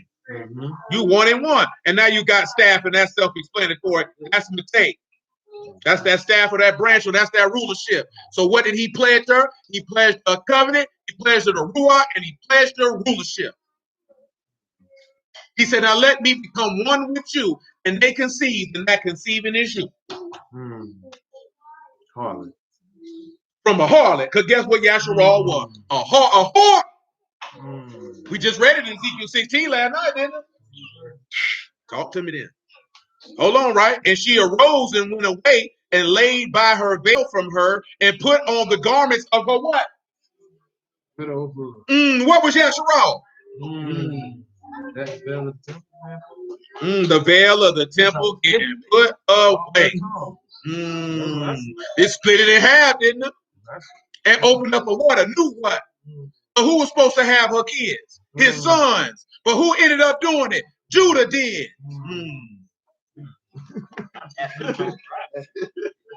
That's like I said, that make you say that's candlestick. Judah sent the kid by the hand of his friend, the Adumalite, to receive his pledge from the woman's hand, but he found her not. The Adumalite is the justice of the people. Y'all remember that, didn't you? Cave of Adullam, oh, you remember that. And who came to the cave of Adullam? Everybody that was in debt and who was weary. Praise the Lamb. Then when he asked the men of that place, saying, where is the harlot that was openly by the wayside? They said, there was no harlot in this place. He returned to Yehuda and said, I cannot find her. And also the men of the place said, there was no harlot in this place. Yehuda said, let her take it to her, lest we be shamed. Behold, I sent this kid, and you have not found her. It came to pass about 3 months that it was told that Yehuda told Yehuda, saying, Tamar, your daughter-in-law, have played the harlot, and also, behold, she is with child by whoredom. Yehuda said, bring her forth and let her be burnt. Burn him. That's a rock. That's literally to be burned. See, that's what we talk about that lake of fire. I would see it right there in the Lord. See, Brew don't want to talk about that. What is he burning her for? Says she played the harlot. That man say all people who commit fornication and adultery gonna get what? Burned. They don't want to talk about that. When she was brought forth, she sent to her father-in-law, saying, by the man whom these are, I am with child. She said, discern, I pray you, whose are these? The signet, the bracelets, and the staff. So guess what? He said, who? Discern now, baby. That's Nakar. Recognize, acknowledge, know, respect, regard. So guess what? That's your evidence to prove that you're not a whore. You can show that bracelet, that signet, and that staff, because you'll be able to show that here's the covenant, here's the Ruach, and because I'm in this covenant of this Ruach, I'm under your leadership. I belong to somebody. I'm somebody's wife. I'm somebody's wife. Yehuda acknowledged them and said, she have been more righteous than I, because I gave her not to Shelah, my son, and he knew her no more again. Wasn't no need to know her no more. And look what ends up happening. And it came to pass in the time of her travail, that behold, twins were in her womb. And it came to pass when she travailed, that one put out his hand, and the midwife took and bound upon his hand a scarlet thread, saying, this came out first. It came to pass as he drew back his hand, that behold, his brother came out. And she said, how have you broken forth? This breach be upon you. And she called his name Pharez. And afterwards came out his brother, the scarlet thread had upon his hand, and his name was called Zerah. So when we look at Zerah, we'll probably pick this up next week. That is rising The one that had the scarlet thread was the rising. What did they do to Yahusha when he was about to get killed? What did they put on? A scarlet robe. To symbolizing that he is the one, that he is Sirach, or he is the one who is going to rise. He rose, all right. And he rose. When you look at, hold on, I'm not on the. Now, when we look at Perez, Perez means Perez, and that is breach. So what came out first was the breach. What does the text tell you? That he's coming to what? Close up the breach. And then who comes second? The one with the scarlet thread. When the scarlet is symbolizing the purifying the unclean, to close up the breach. Like I said, you who are willing, we'll pick that up more next week. So hallelujah for Yahusha in the word. We will stop right there. I appreciate y'all time. I bless y'all at the house of Elohim in the name of Yahusha. We got to get ready to go because somebody is finna be an honest one.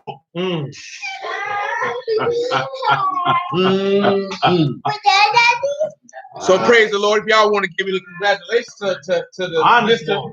and Mrs. Sewell. She said, I'm ready to be called Miss Sewell because he do it well. He do it well. But I appreciate y'all, man. You who are willing, man, get some understanding. We pick it up again on Wednesday and do it again. Until that time.